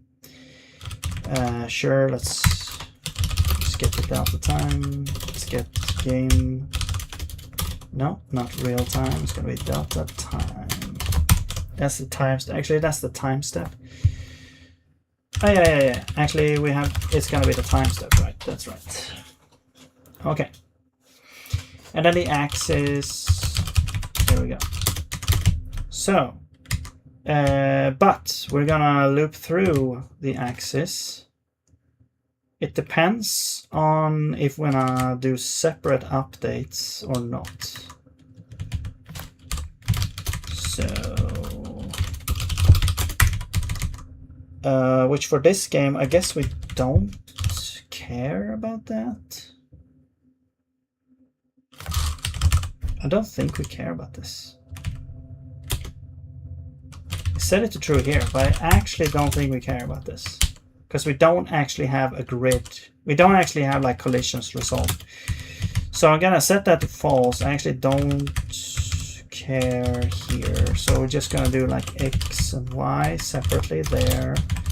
And then we're gonna do rotation. Okay. So now acceleration, velocity, and position is updated here and here, I think.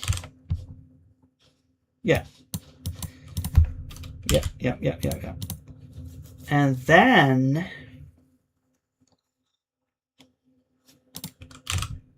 what's happening?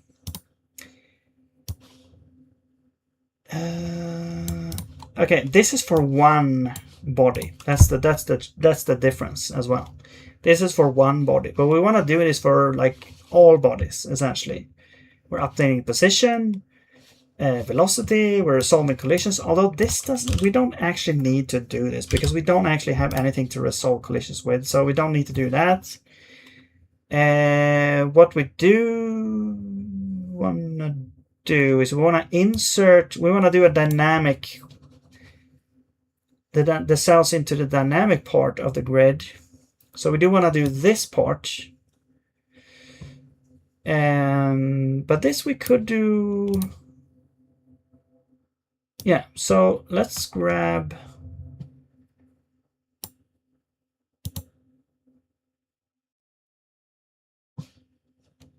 Let's do. So I'll disable these.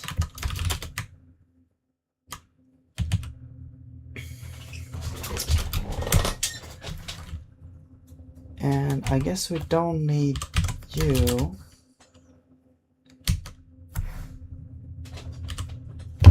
And oh, we don't need this either. Okay. We don't need you. Okay. Great. I'm gonna do this.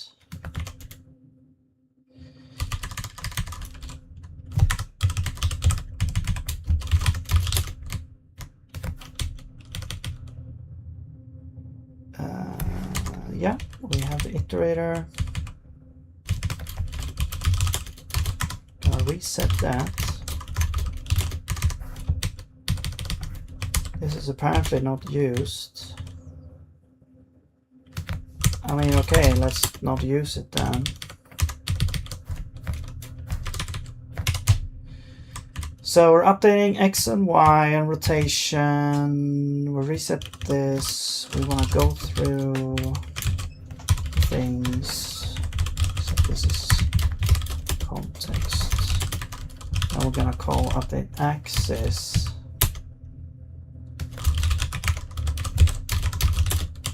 Okay. What else did we do here? So this just does the velocity. We do check if the body is enabled, but I'm not sure if we actually use that. If we actually set this anywhere. No. So we don't care about that. Velocity. And then we have the knockback. This is kind of weird how the knockback works. We'll figure out the knockback in some way or another.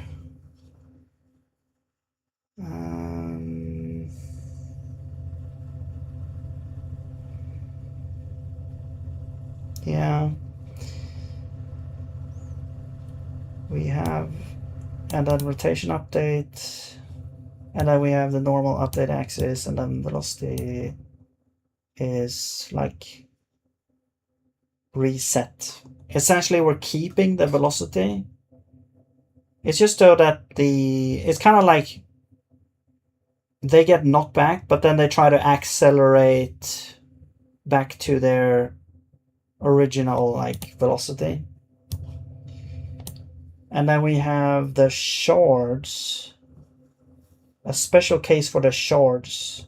If they had drag enabled, we also apply drag for the shards only.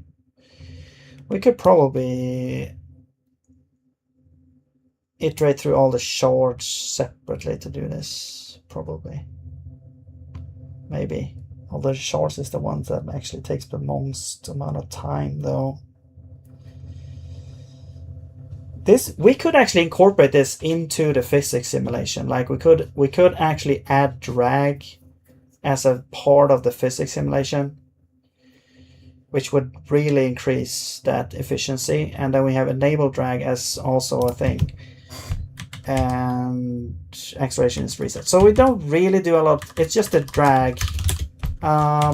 I'm gonna disable that for now because I don't think that's what's actually causing the issue. It's just iterating through everything is what's causing the lag. I'm gonna yeah, that's what I'm gonna say. So this will already kind of be better, hopefully. Let's see where we are at this point. And hopefully everything works. First time? Are you serious? It just works. We don't have knockback and there's no drag to the shard, so they basically just fly to all hell now. But yeah, okay. Oh, we have some memory leaks. Right, because we don't actually initialize this. Let's just try that again. All right, good night, Penguin. Probably see you tomorrow. Well, I'm gonna stream tomorrow.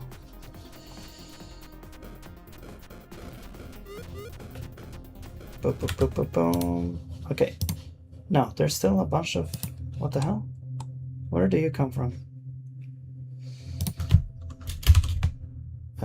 Components, enemy... 1 2. Oh, enemy slots. What?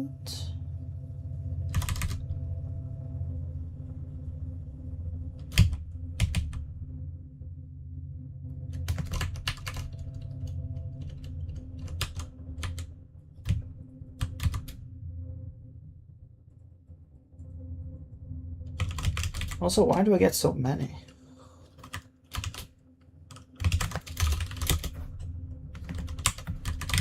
Okay, apparently...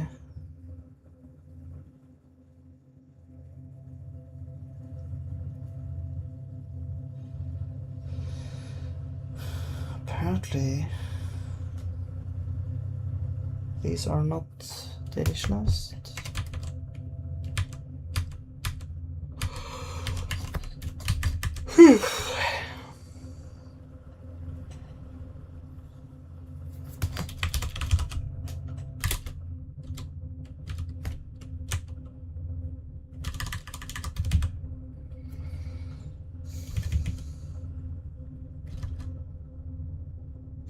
So this is the thing, when an enemy... like, I don't understand why we get so much. It feels like something is very wrong here. Why do we get so many? Because there's not that many enemies being spawned. Something is very strange.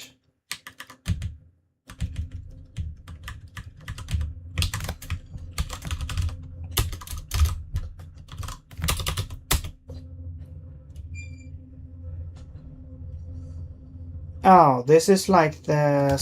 oh, this is the stage... the spawn... oh, okay.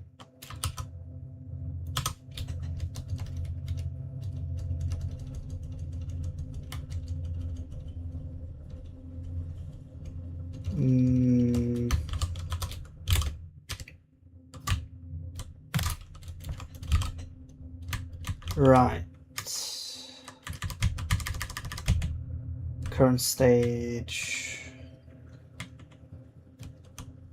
Next stage. Int random. Right.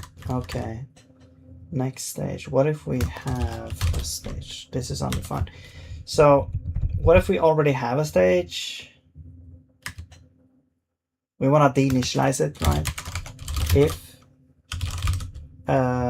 current is 0, or if it's more than 0, then we know we have one. So then we actually want to deinitialize the current stage.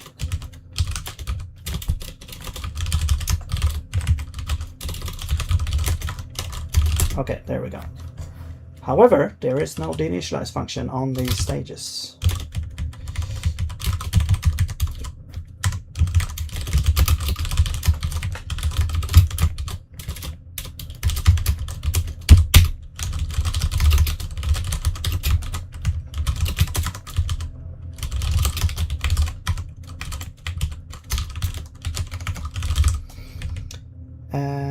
We have waves. Waves are passed in, actually. Waves. Now the waves are created. Well, the waves are allocated, yeah. So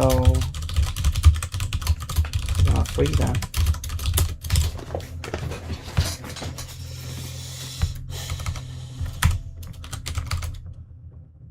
But we also want to go through them as well. There's nothing else being allocated here. No. So we're going to go through all the waves. And we're going to deinitialize each wave as well.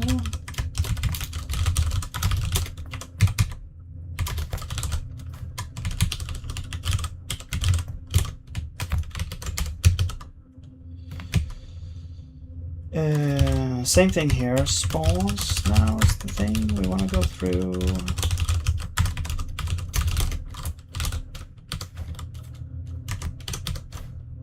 Whoops. Okay, we're fine. Wait, why are you complaining? Oh, wait. Oh, this is a... that's a slice. That's a slice of constants. Okay, fine. Let's not make it constants, I guess. Or I mean, let's not make it mutable. Yeah, let's go over here. Oh, you actually do have a deinit. What the hell? No, wait. You don't, because you were over here.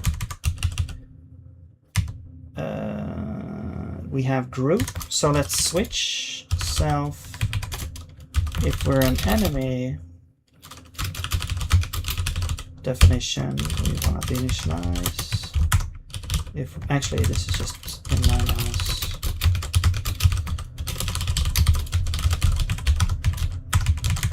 Okay. And then we go group.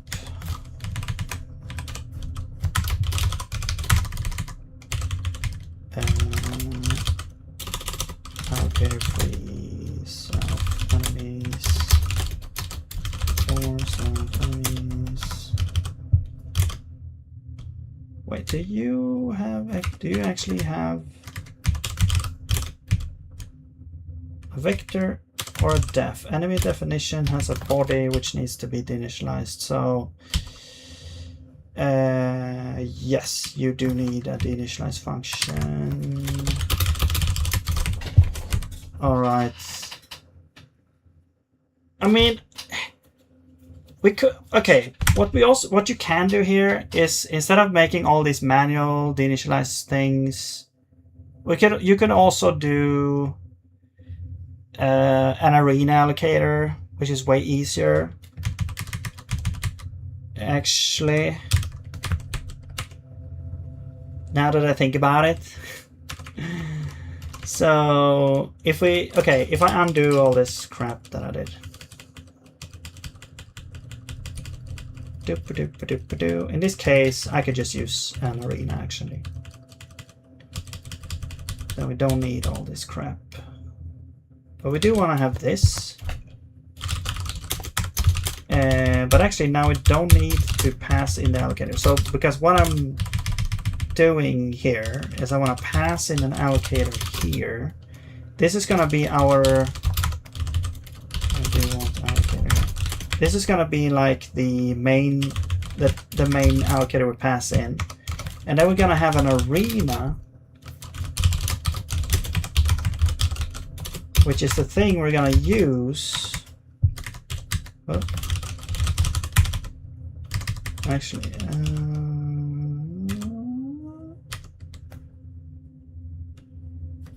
yeah, we're gonna store the arena here. Yes, arena is copyable, right? Yeah. So, okay, actually, yeah, let's copy the arena in here. Okay, and we're gonna have an arena.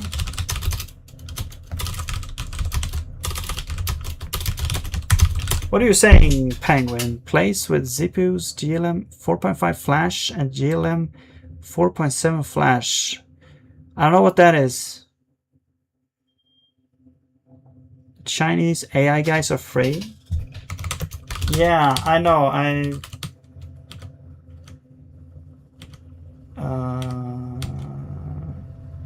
It's insane. I don't know why it's free. Probably collecting a lot of data. Okay, and you are doing that. Yeah. Okay, you don't actually, because we have allocator on the thing. So I'm gonna do. We're gonna have an arena. It's gonna be a heap arena init. Game allocator. We're gonna have an allocator. It's gonna be arena dot allocator, and that's the allocator we're gonna use for everything.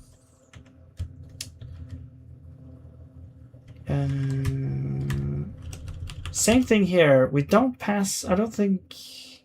Now we need game, but we also need the allocator, which I'm gonna pass in like this.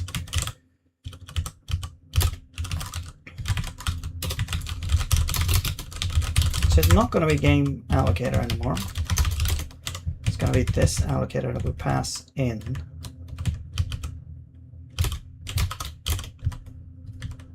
Where is this used here? So here we do that. And then here it's going to be the same thing. We pass the allocator that we got. And here, get an allocator.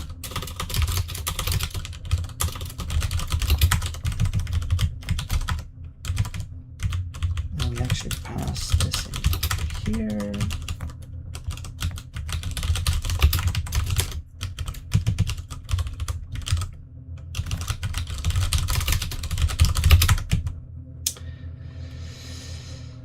And we pass it in here. And we need it here.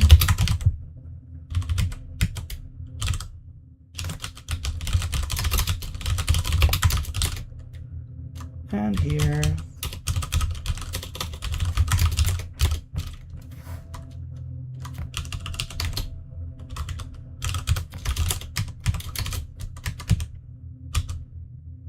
All right.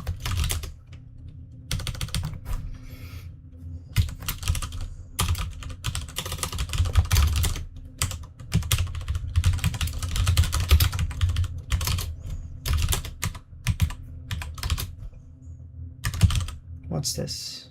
AI. You don't need allocator, I don't think.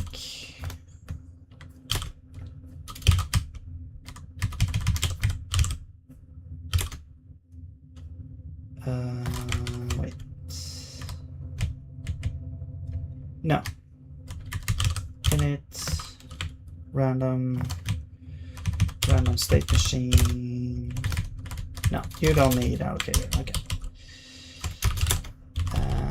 You are just an init. Okay. So we're done there. Yes.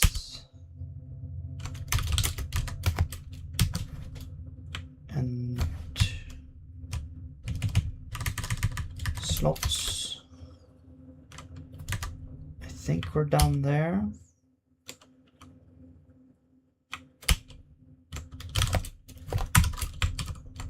Otherwise, we're gonna find it with the thing.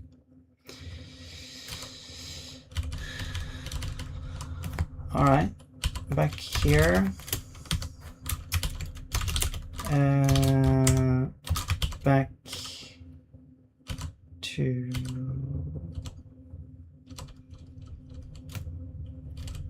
here.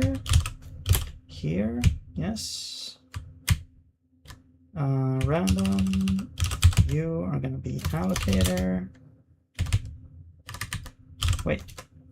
Why? Oh, I need to add this over here.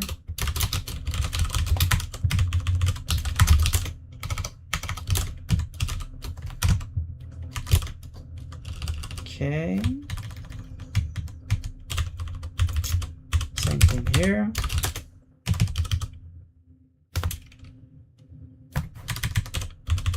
Enemy definition. Now you need an allocator. All right. I think that's it. Yeah. Now. Oh, I removed the init here. So basically, the init for the stage is just going to be arena init, and that doesn't even need to be a pointer. So there we go.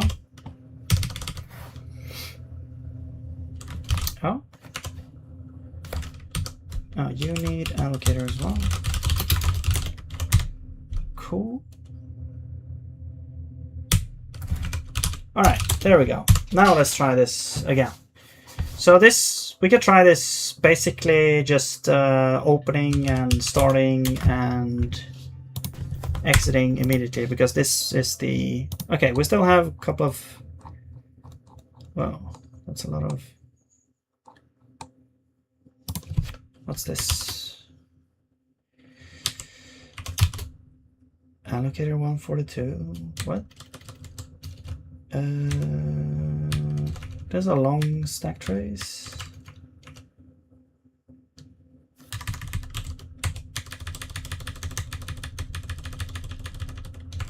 From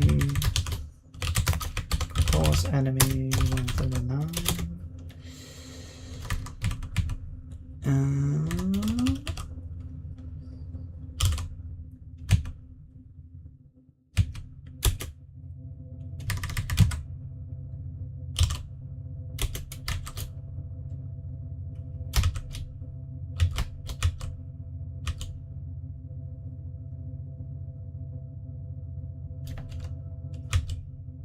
Wait, this doesn't exist anymore.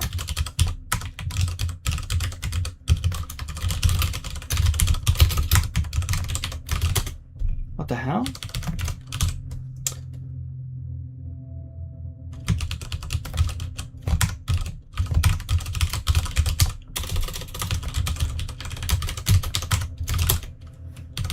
Is this not called? Oh, it's not called because the weapon system was changed, right? Yes, now I remember. Okay, sure. Right. I'm just gonna remove this here. Yeah.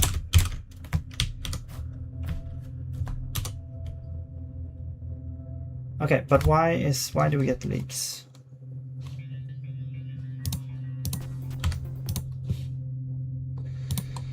Why do we get leaks?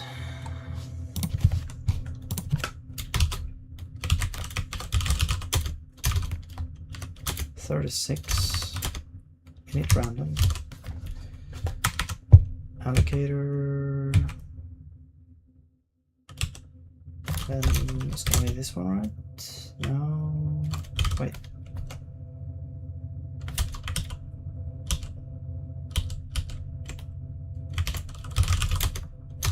$139.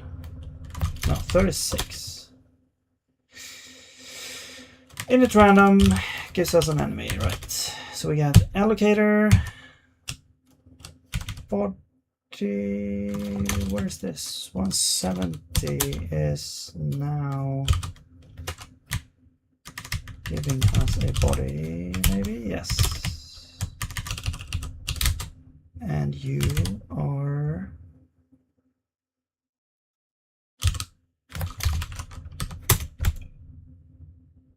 initialized here, and then this body is never deinitialized.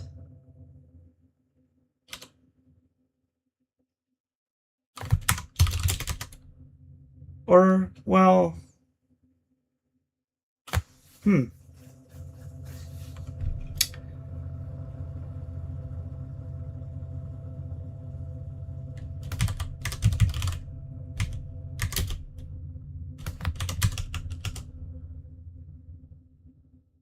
I mean, it should be deinitialized because we're deinitializing the arena.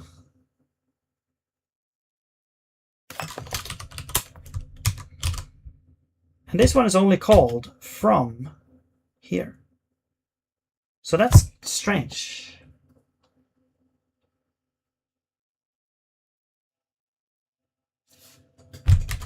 What's happening? What am I missing?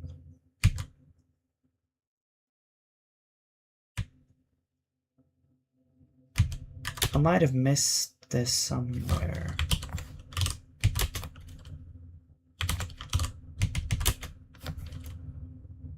Allocator.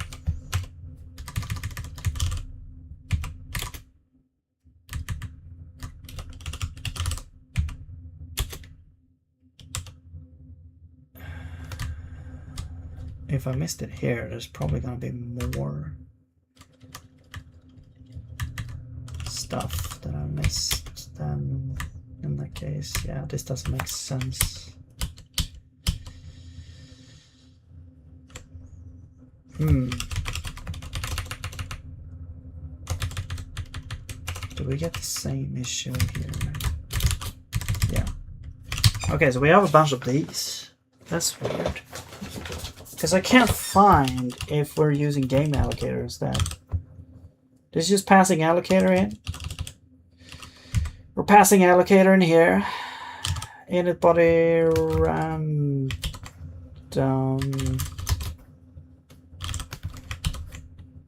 No, yeah. Now we're here. Ouch. Ow.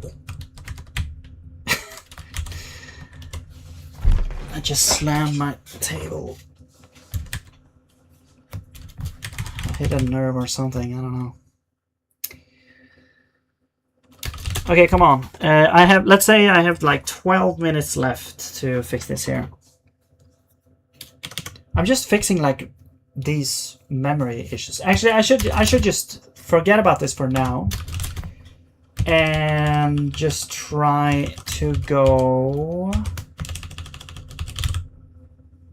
Yeah, this doesn't make sense. This does not make sense at all. 139. This is 139. We're allocating this here. We're going through the things. We're setting this on this body. This body is then used somewhere. We're returning it. We're initializing. We're returning this thing.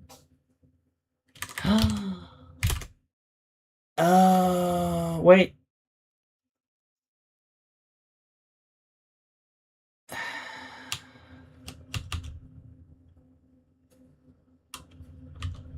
No, but this should still be within the... It should still be in the arena. So I don't understand why this is leaking. And this just sets the body. So we have the body here, although this enemy is thrown away. The rest of the enemy is thrown away. We're keeping the body and we're throwing away the rest.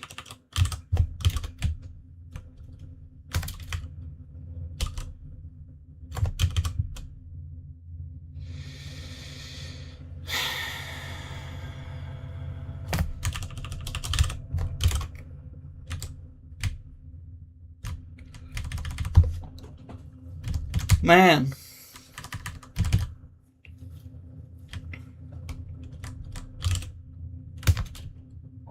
Why?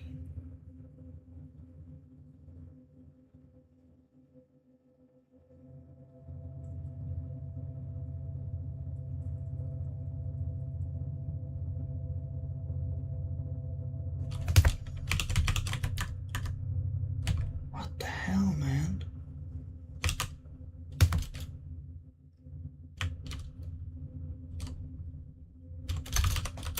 Because it's not coming from anywhere else, because this is the only place where this is called.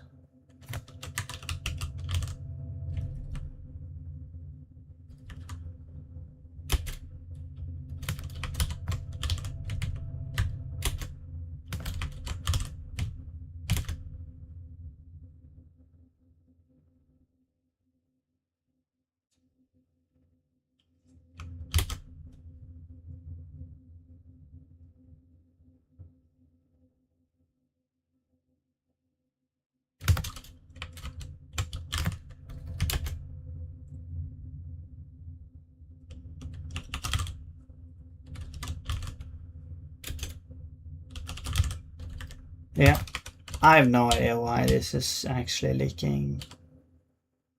Okay, whatever. Let's just see if we have improved our FPS. So what I'm gonna do is I'm gonna go back to debug, or wait, yeah, I'm gonna go to main or game. We're gonna set this back to dev, which should put us in debug mode. Yeah, so this will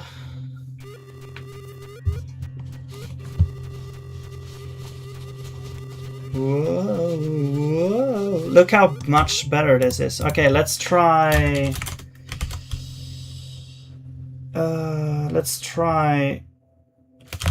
where is this?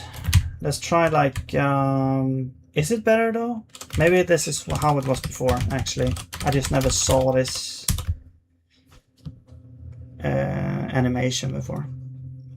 Yeah, that's probably the case. Yeah, now it lags almost as much as it did before, actually. But we could try maybe, let's try 50 because I believe that lagged before. Probably. Don't tell me we've not actually improved FPS. It almost feels like we haven't actually improved FPS.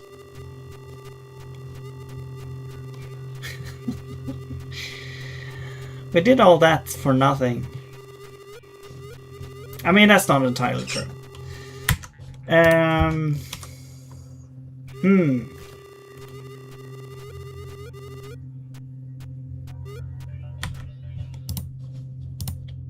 Okay, let's run a profiler again. I'm gonna run this with the profile. Although now the profile has changed. So...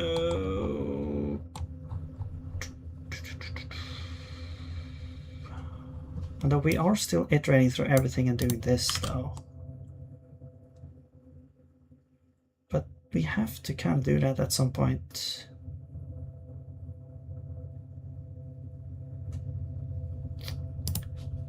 Yeah, the question is, how do we deal with the cell stuff?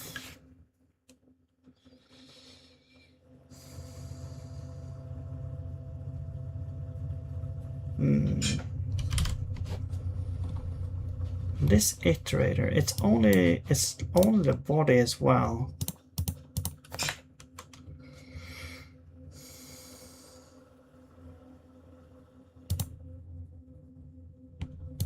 Oh yeah, that's right. And physics. We need to call this though. I just remembered. Doesn't do any difference though. But yeah. Okay. I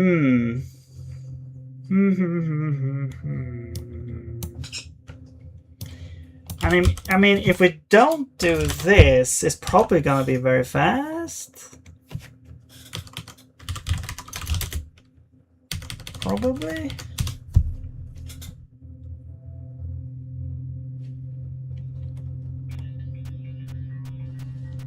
Man, we don't even get 60 FPS. I mean, it might be because the draw function is slow now. Yeah, maybe. Okay, I'm gonna run the profiler.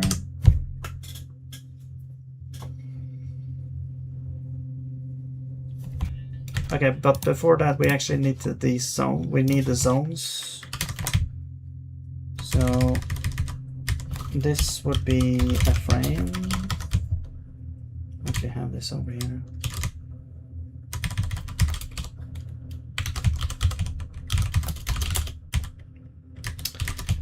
And then we have update positions.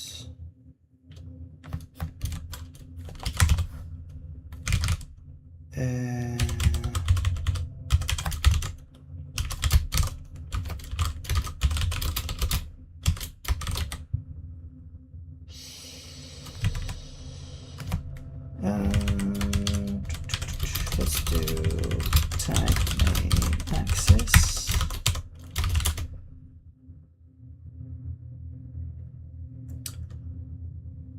Okay. I'm not gonna run sure, let's do rotation also. Don't do this.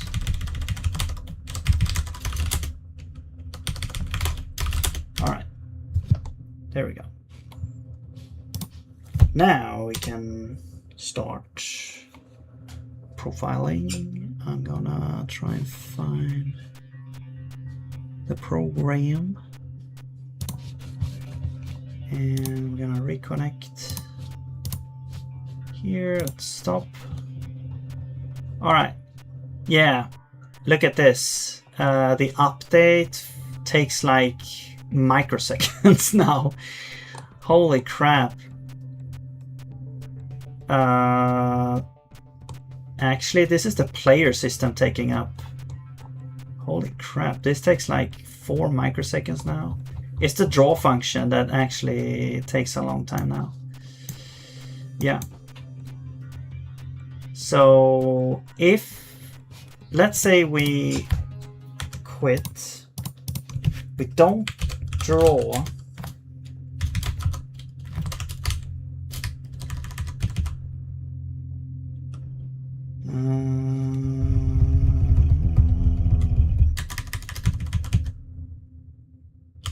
well, let's skip the shards. How much faster would this be?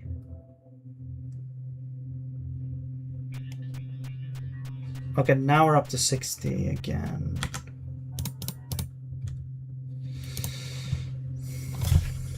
And let's increase the number to 100 again. There should be a breeze, I hope. Oh, sorry.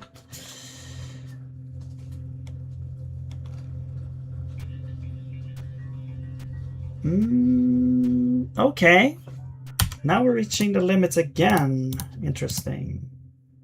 What is actually taking long now? Let's do another profile run.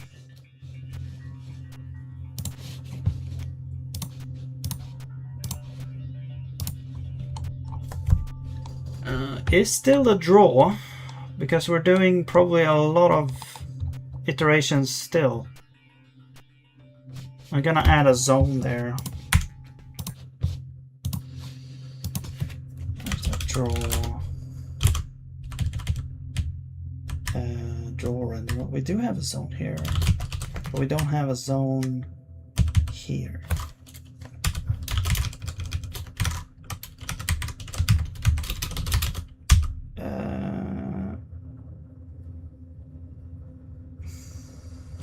Entity. Yeah, sure. Ah. Entities.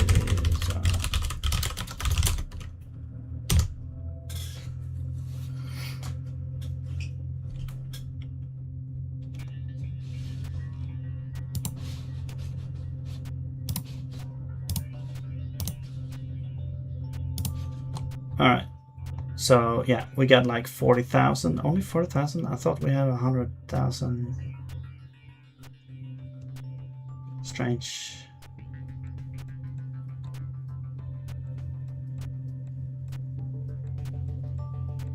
No, not 100,000. Actually 10,000. Why do we get 40,000? The hell?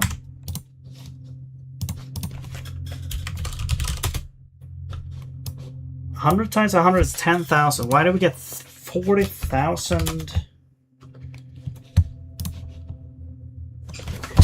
Oh, because there's 4 layers. Okay. That could be, we could optimize maybe that, maybe.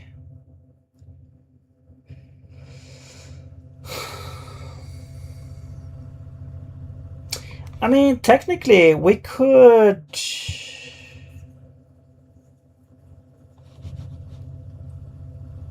We could have, like, different... No?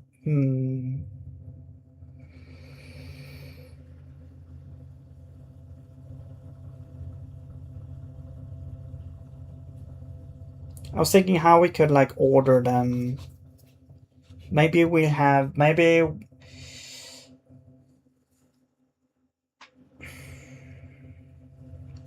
instead of having these as components, we could also have like similar to the physics, we have like a ordered list, or we have a bunch of layers. Each layer we put the thing kind of similar to how we do a physics system.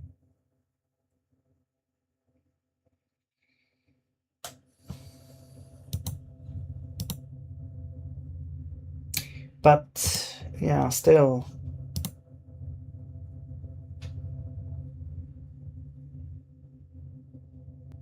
Maybe 40,000 is a bit much. Or 10,000 entities is a bit much, maybe. Let's try. Like, where we did 50. I think we went up to, that's 2500. We went up to 60 FPS here. Let's run the profile to see how much it actually takes right now. If we're at the limit or something.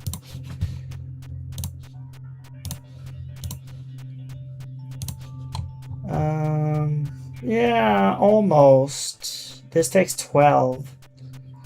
So this will not fly in the web version.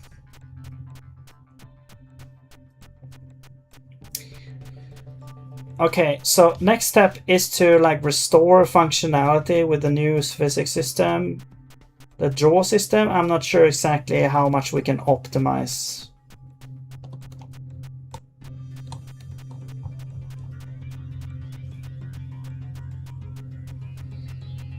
Every call is pretty quick. It's just that there's a lot of calls, and also there's a bunch of time between each call, but that might just be, yeah, 25,000 or 10,000. It's pretty quick actually. These calls are pretty quick. I'm actually surprised.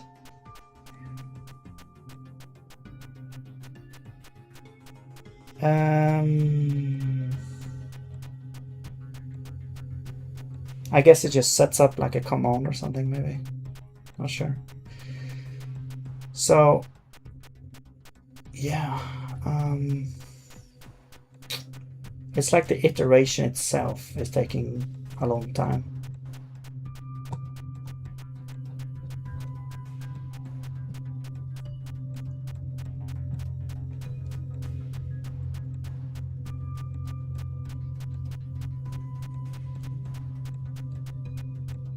So how to optimize this would probably be to kind of run some, bookkeep some layers and go through each layer sequentially.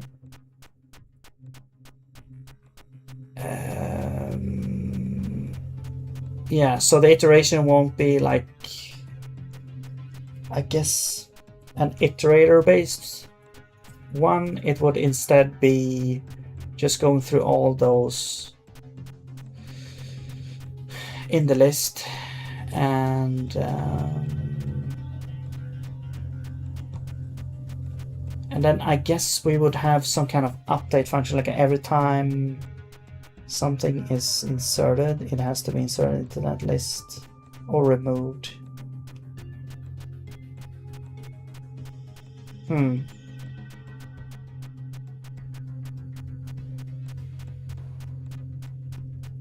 I don't know.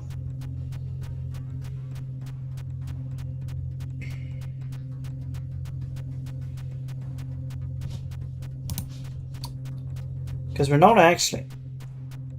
Yeah, okay, we're not actually drawing them. That's the thing as well.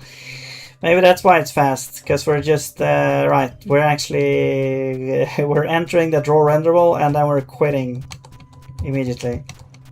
If I started to draw these things, it's gonna be slower. Yeah, I forgot about that. Where is that? This one here. If we actually draw these things, it's gonna be way slower here. I mean, yeah. Let's see.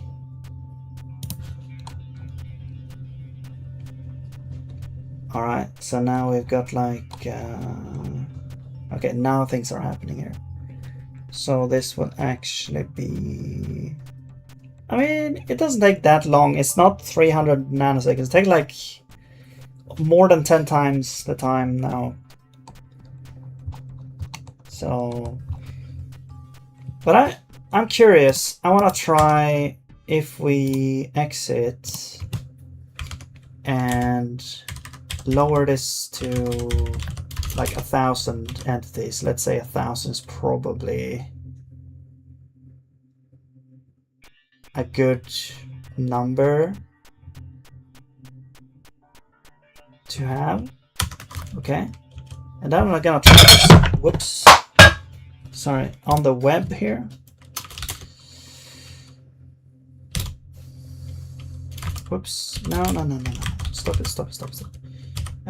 What we do is we run build for web.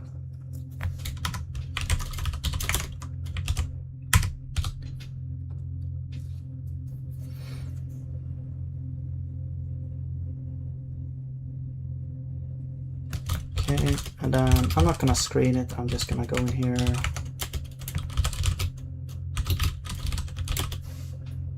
Do this. And see. What kind of FPS will we get now? Very slow. As expected. It does pick up like after a couple of seconds. Stabilize around 15 FPS. So this is like 1,000 entities.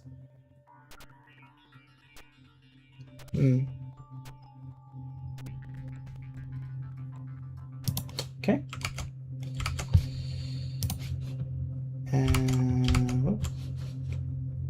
Wow. Hello?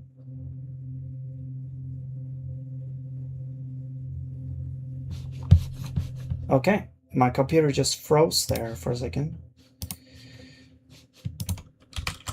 Cool, so that's that. 1,000 entities. Okay, well, I don't know, maybe this is like 400. How much will we get for that?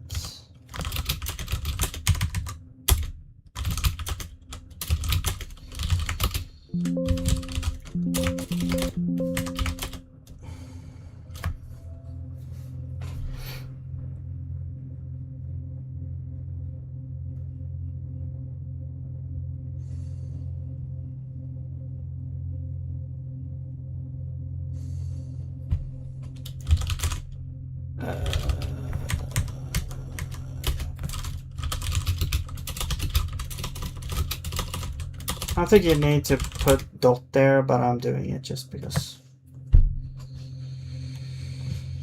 All right, let's see now.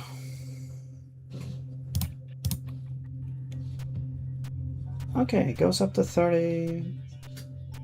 Still, I think it's just,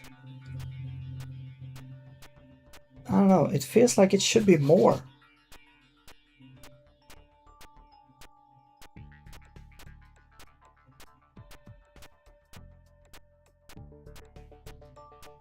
Okay, I'm gonna play around with this. So basically, what if we had...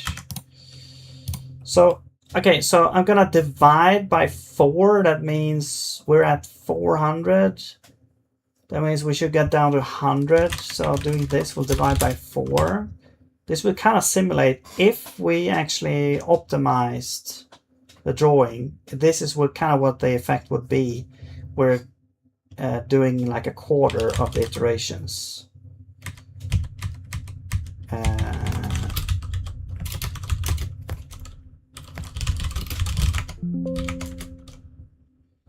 So let's see what that will do. Now we should be good now.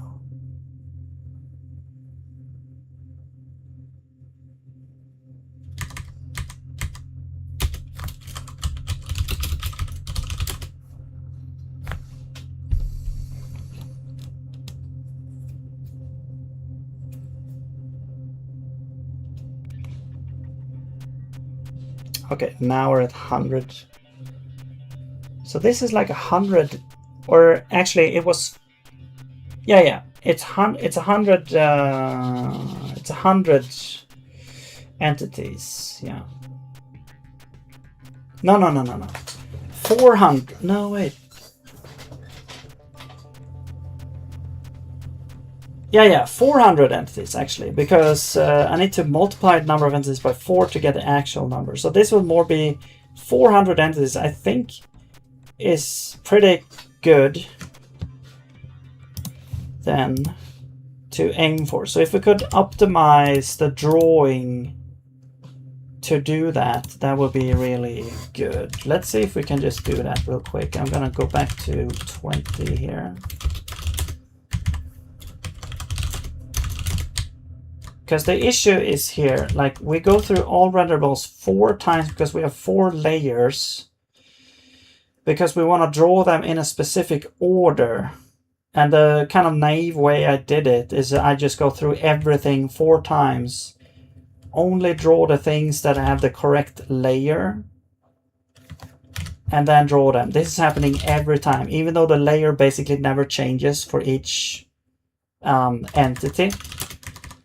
So what we could do instead is we could, for example, I can just go to game here, just put things in here.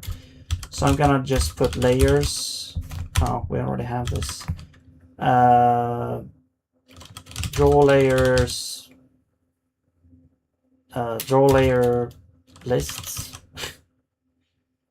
and which I'm just gonna make like a struct here. We're gonna have 4 layers. Actually, this could be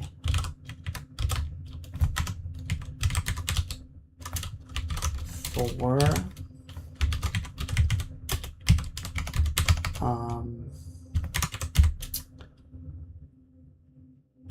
4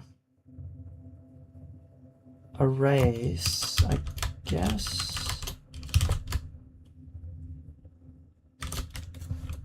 Four arrays of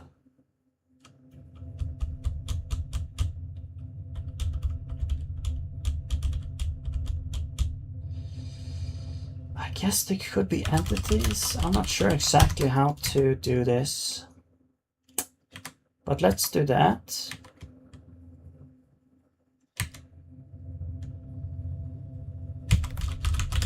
And they should all be empty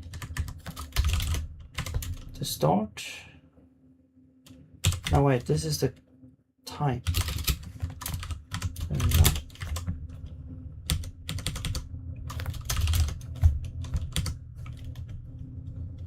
Okay, and I'm gonna make like, well, actually, let's put this in the entity context.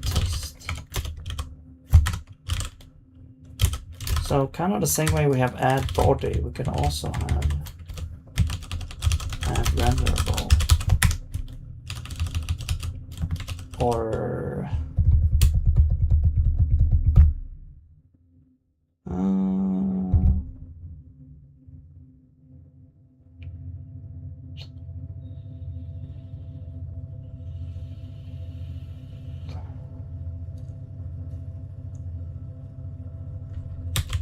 yeah, sure, but then we actually pass in the renderable here. Yeah. And then we might get it out as well if we want to change it or something. So we add the renderable, we return the renderable,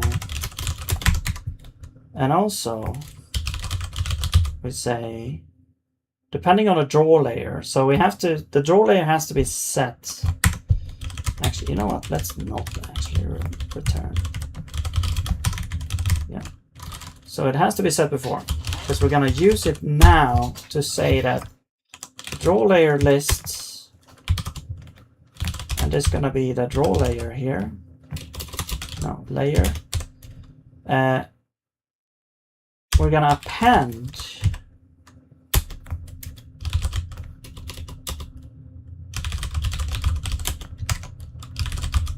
entity.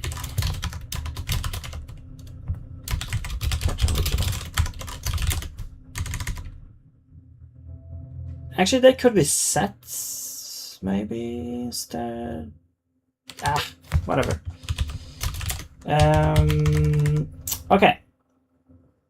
No, we need to be able to iterate through them quickly. Yeah. So there we go. Now we have that. We need to switch to use add renderable though, but I'm gonna start using it here so we can see how it's gonna be used. So instead of going through all the 4 layers like this, what we're gonna do is we're gonna say, we're gonna loop through draw layer lists, And then we're gonna loop through list items and we get the entity. And then we're gonna grab the renderable from the thing. Sorry, red get renderable from entity. Okay.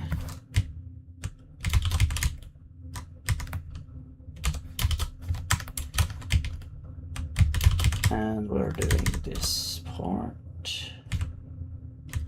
Actually, we'll probably, let's just get the context.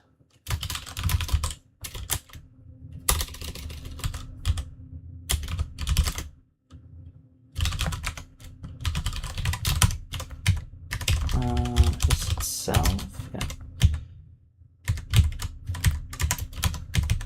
Context, so we can actually just get render over here.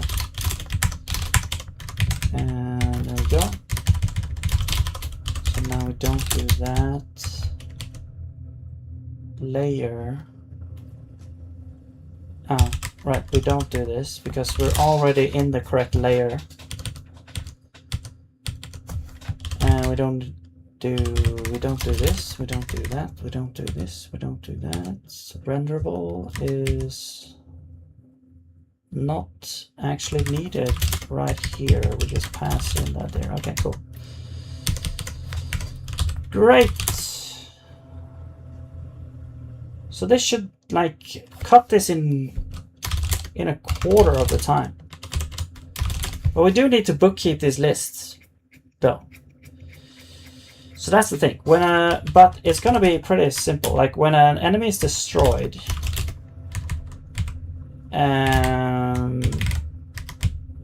or when something is actually destroyed, which is happening here, we're gonna free stuff. We're also going to, I'm just gonna call this update draw lists.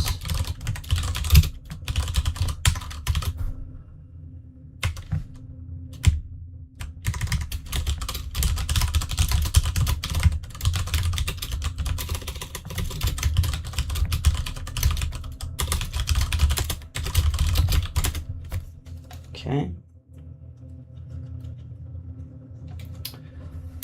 And there's a pretty quick way to do this, actually. We could just go through.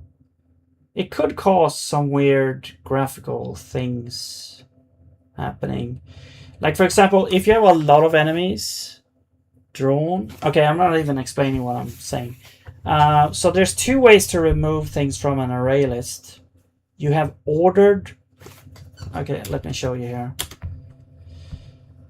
Also, how do we know which list we are in? Actually, we do know which list we are because we need to get the renderable. This would, let's make the context here now. And context get renderable. And then this one, we can just get the layer. So there we go. So there's two ways to remove. We want to remove the thing from here, but there's two ways to remove. There's ordered remove, which actually keeps the order of the list.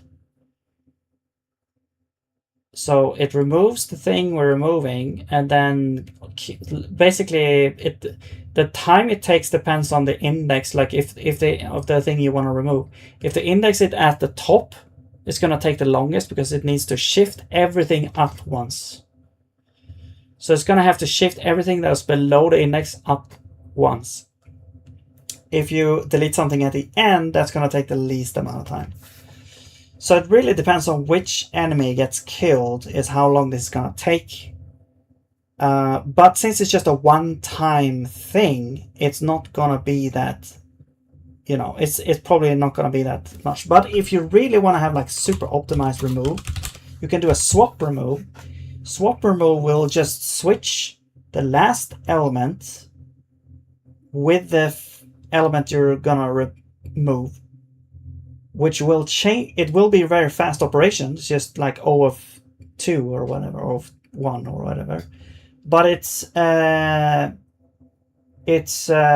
changing the order. So if I do this, I might get some weird graphical artifacts, like if you have a lot of enemies on screen and they're drawn on top of each other, and an enemy gets destroyed, one of the enemies kind of flips. It kind of suddenly, maybe it was behind the other enemies, but suddenly now it's drawn on top of the other ones. So I'm gonna do order remove, because I don't think that's gonna take, like, we're not gonna have thousands of enemies. It's just gonna be like maximum, like, I don't know, 50 enemies maybe. So it's just gonna be 50 iterations at whenever an enemy is actually destroyed. Now, if you have a lot of enemies destroyed, maybe that becomes an issue, but for now, that's not an issue. So we're just gonna do this here. You'll probably, if you have a lot of enemies destroyed at the same frame, then this is gonna happen for each enemy. But yeah. So order remove. Now, which index is this? Oh, that's the thing. We don't actually have an index. Maybe we store that on renderable, actually. Oh, but then we have to update the order on every other renderable, though. Yeah, so that's actually...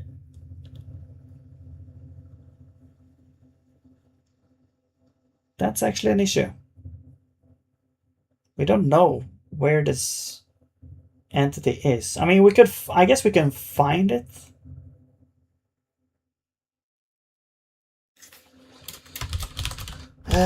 Remove. Okay, let's just get the index.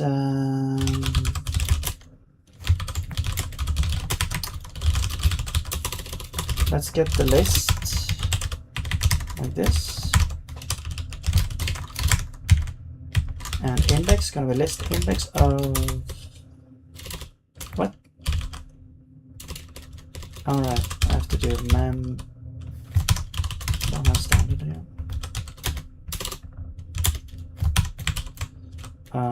Index of scalar position.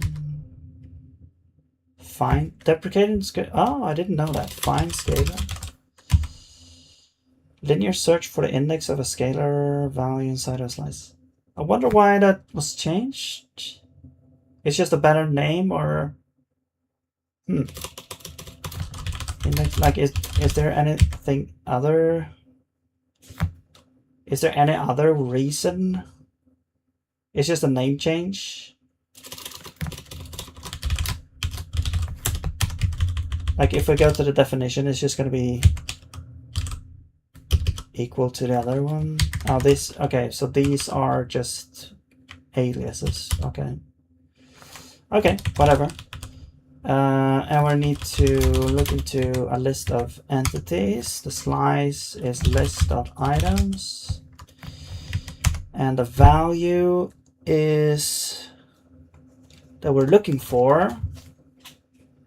Oh, but they are not comparable though. Oh, man. I guess we have to manually go through and check equality. So what you can do is you can say for list items item if we actually have equals here, but okay, let's just do this. Okay, if this equals this, well, we can do this here. If they equal, we break, and then we need the index here. We'll break I. Otherwise, we didn't find it actually, so I guess we don't care. We just return. It has to be there. Okay. Do you know what you are? No return. No. Or a U size. Okay, now we can do an order move. Do you return anything? You actually returned a thing, but we don't care about that. There we go. Okay. So that's now called. Okay, the draw list should be updated and bookkept now with things getting destroyed. Actually, it doesn't have to have a renderable. So I'm gonna do a try get. If we don't find it, we're also just gonna return. Yeah, if it doesn't have a renderable, then we don't care. So there we go. Now everything that gets destroyed that has a renderable will be removed from the draw layer lists, and the order will be kept intact. Okay. So what else do we want to do?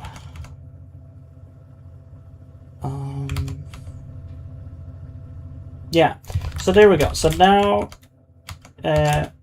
we have add renderable. Now we just need to start using this whenever we do the thing. I'm just gonna add it to the shorts for now, maybe, to see, you know,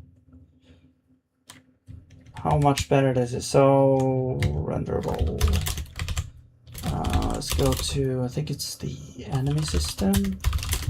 Spawn shards. Here's spawn shard. Where's the renderable? Here. So add renderable. We have to use that one for renderables. I mean, technically, we could do like a type check here. If component is a renderable. Yeah. This is a super nice, actually better refactoring. So we could just check if the type of the component is equal to a renderable. Then we just do add renderable instead. We just do that. Okay, and then we don't actually need to update everywhere. We just need. One thing that we do need to do is like make sure that when we add a renderable, we already set the draw layer to what it should be. No, add renderable. What? Oh yeah, because most of the time we use edit sprite.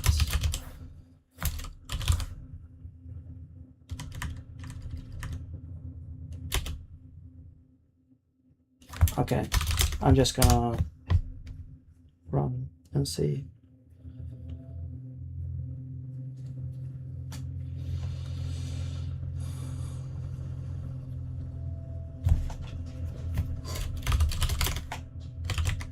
What's your issue?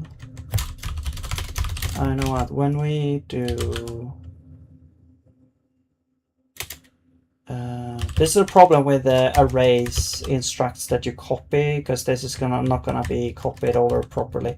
So what you need to do is I'm actually just gonna set you to undefined, because that's exactly the same thing as we have right now. And then we have like the setup function is going to go through the draw layer lists, and list is equal to empty. There we go.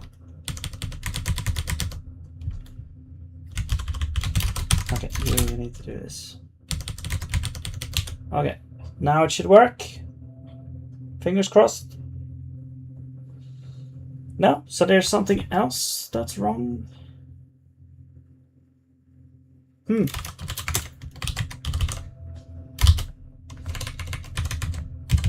Stack Overflow? Recursive? Okay, could you please tell me what function it is?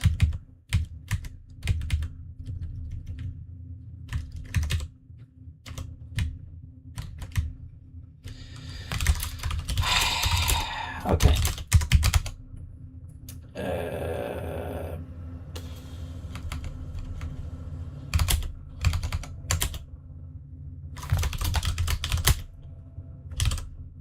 Oh, it's here. Okay.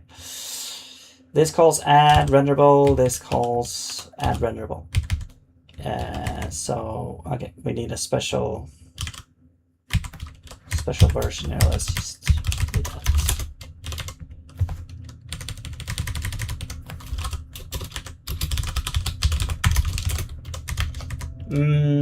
Yeah. No.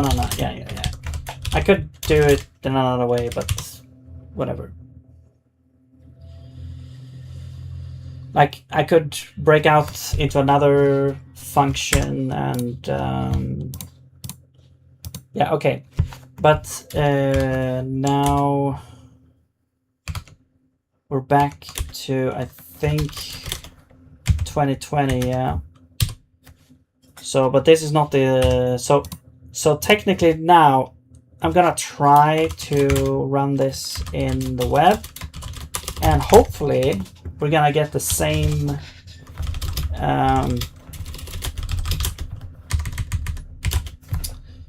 performance as we did with 100 entities. Now we can like have the entities ×4.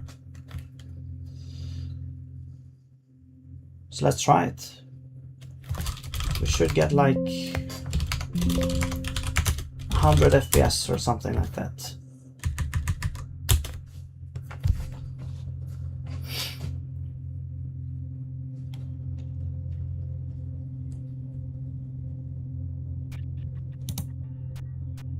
I was like 3 FPS, really? Okay, we are above. Okay, it wasn't 100, but we are above 60. I mean, we're hovering around 50, 60, so it is dipping down below 60 sometimes. But we do have 400 entities right now. Yeah, which is good. Okay, I'm gonna see, like, I wonder how much the desktop version. So that was the web version. I wonder how much the desktop version can handle. Let's increase to what's this? 1600. 1600. Whatever the thing. Okay, this handles 1600. So remember, the main bottleneck is actually the draw function. 1600, so let's go to maybe 2500.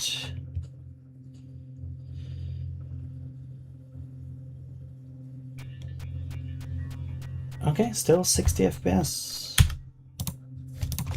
I mean, I guess we can just try to go back to 100,000 or 10,000, I mean.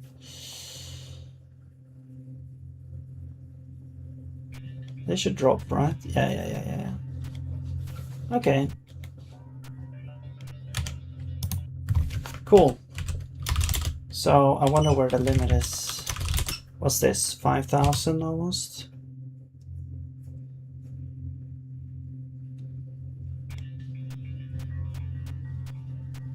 Yeah. All right. Cool. So the limit on desktop is now a couple thousands, basically. Like 3,000 or something. Yeah. Okay, cool. And the limit on the absolute limit on web is 400. The frame milliseconds. Well, if we're hovering around 60 milliseconds, it's gonna be 16. Oh, sorry. If we're hovering around 60 FPS, it's gonna be 16 milliseconds. Or 16.7, 16.666 recurring.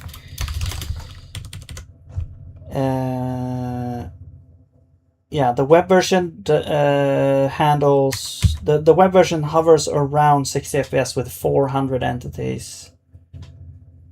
So, but okay, so what I need to do now to properly test the web version is basically I want to re-implement the game essentially with our new optimizations, because I disabled a bunch of stuff, mainly the collision stuff, and I need to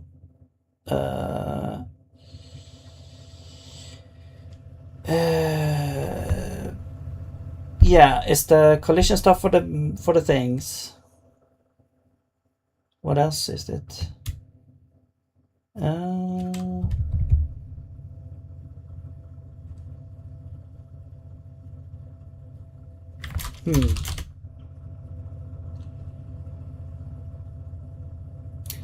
What could it be? I mean, it's the physics.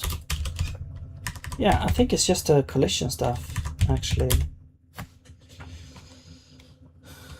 Like if we re-enable this,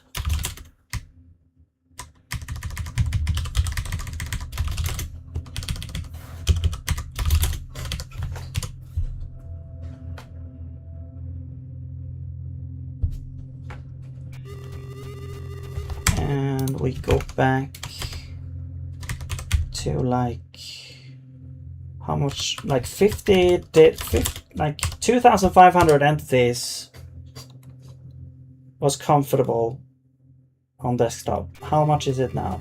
Okay, it's not bad actually. So I've eaten about 1,000, so maybe 1,500. 1,500, that's how much? This about 40, yeah, that's 1,600. Derp developer channel. Okay, dude. Are you trying to tell me something? Okay, cool. So about 1,600 things. What we also could do, like if we have a lot of shards on screen, maybe we could like merge them into one, like kind of like Minecraft, where you know there's a lot of items spawning, and so what they do is like they merge the items into stacks that are close. So maybe we could do something like that as well. Or just spawn less shards as well. We could do that maybe, like pre-merge them, but that's kind of what I'm trying to do. But I'm also trying to kind of make it look like, hey, you got a bunch of shards that you need to collect, essentially. I'm gonna try this on web with these now. Actually, you know what? The real test is here. So let's go back to prod mode, and I'm gonna run. Yeah, because we should be back to normal functionality now. Whoops.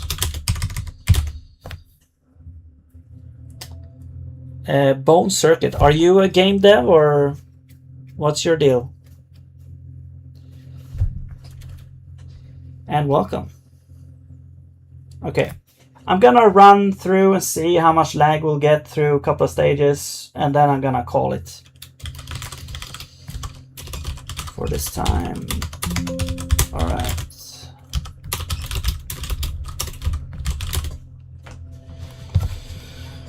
All right.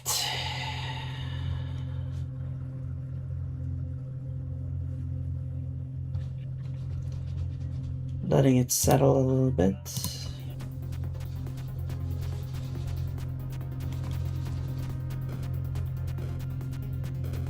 Oh yeah, the knockback doesn't work. Oh, there's a crash here. What the hell?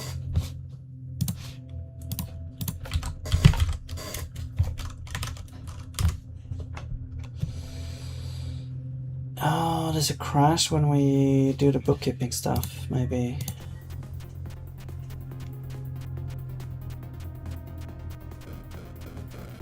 Yeah. Okay.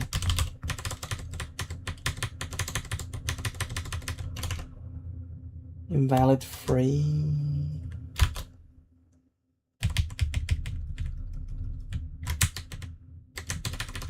Okay, where is that from? Enemy.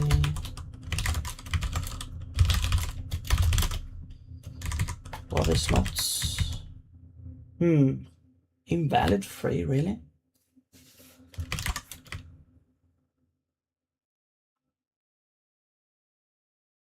Was it already free? That's weird. Why would you get this now? Is it because the... No.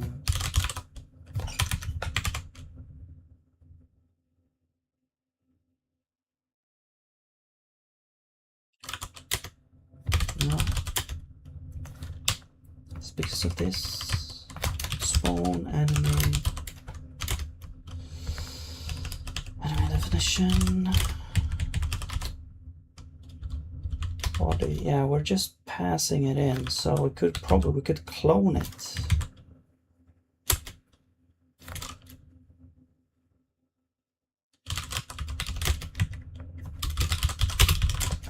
Yeah.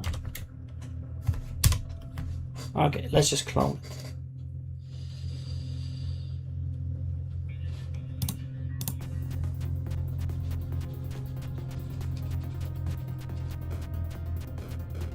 There we go.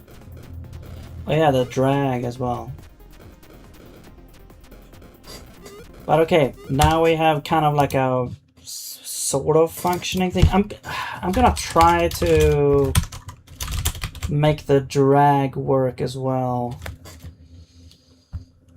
Physics, because we are going through each one here. I'm gonna apply drag. Where is this happening? It's happening like this. That's gonna be basically, we could make it happen in here perhaps.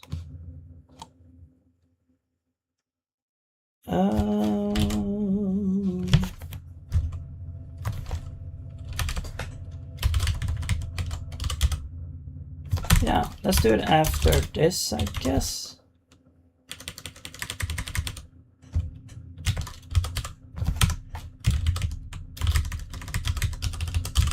Do we get the body here? No.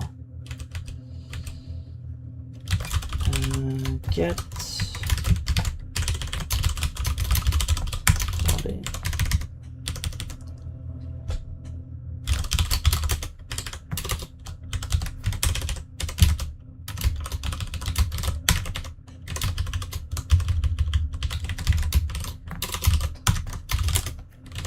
All right.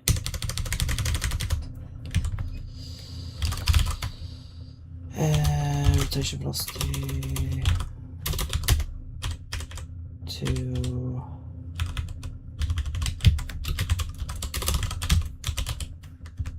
rotation velocity minus rotation velocity times things and the things. Okay, and that's the drag factor.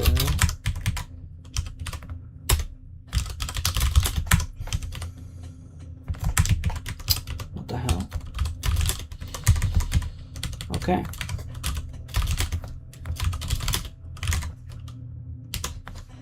Okay, now they should be dragging.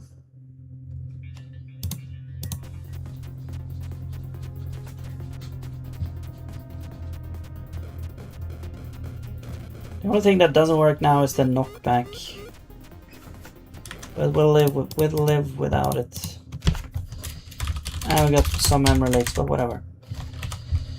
All right, let's build for web and try this one last time now, and then I'll call it here. We'll see if we get some lag by stage 2. I think we usually get some. We'll see. I'm gonna run until I get some lag and we'll see how far we'll get.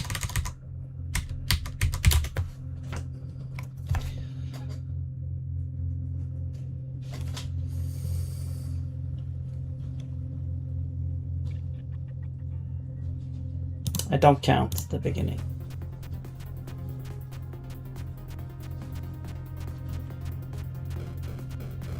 It's gonna be a bit harder now because of the knockback not actually working. But I think that's the only thing that's not working right now. Whoa! Man, already lost a life.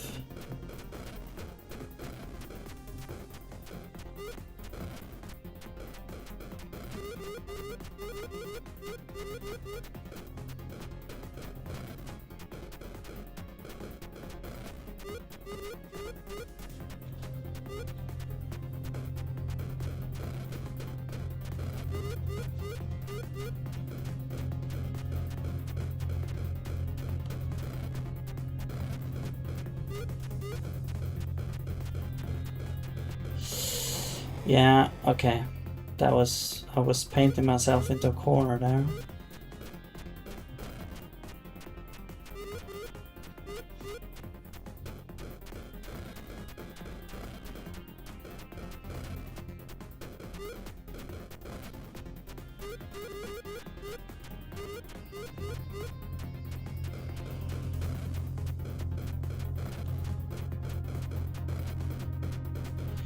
Holy crap.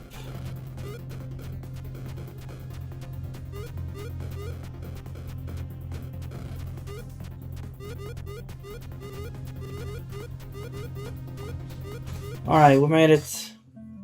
Let's get a weapon.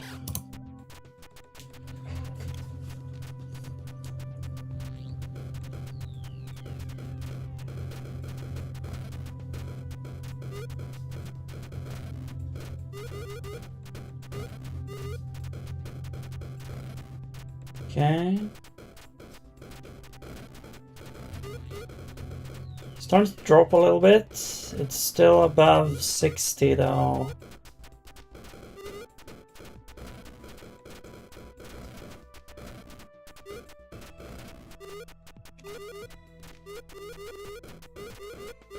All right.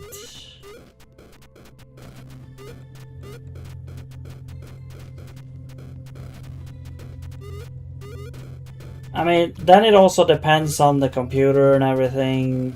It's probably gonna lag a lot more on the laptop.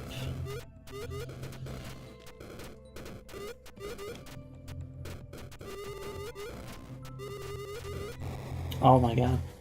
Okay, you shouldn't be up there. Okay, well, it started to drop a little bit, even though with all the optimization stuff. So, man, I'm a little bit bummed by that, actually. Let's do one more try. I'll try to survive here.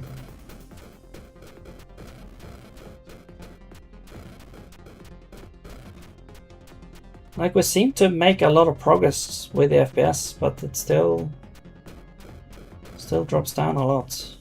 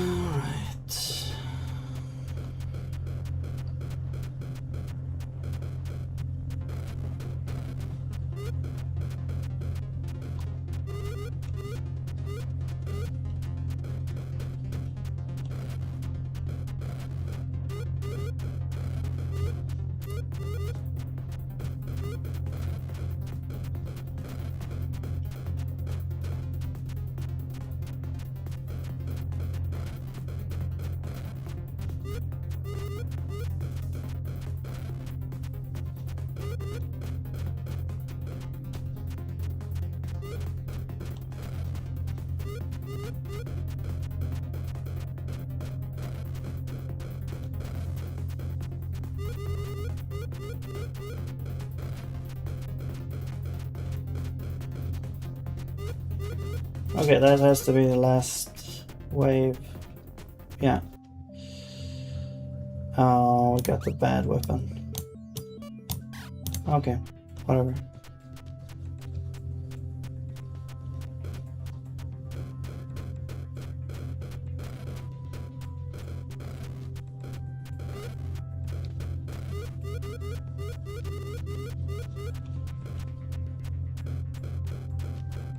Yeah, I'll just try. I'm not gonna try to think about lag. I'm trying to get it to lag. I'm just gonna play normally and see whenever I feel like, oh, now it's starting to lag or something like that.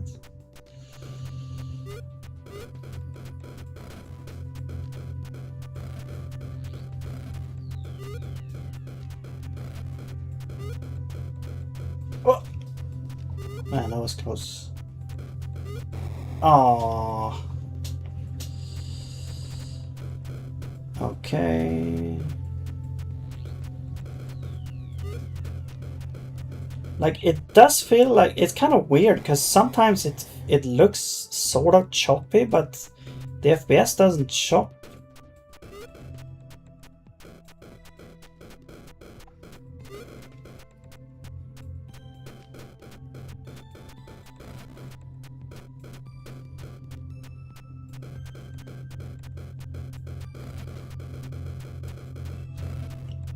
Oh.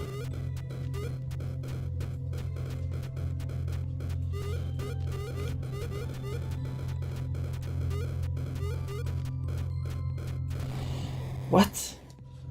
Okay, I saw they were starting to lag there. Yeah, that was only stage 2. Man.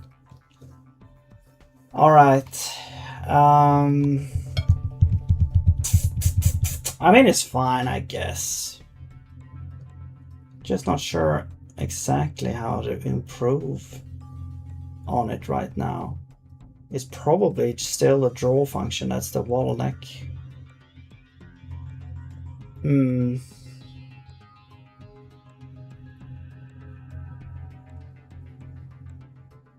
Yeah, I don't know.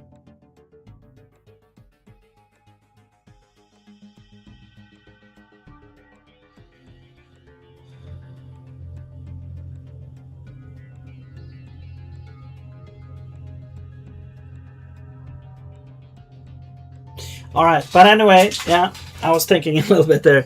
But that's gonna be it for this time. So thank you very much for watching, and I hope you have a nice day or night, probably now. Yeah, I'll see you later.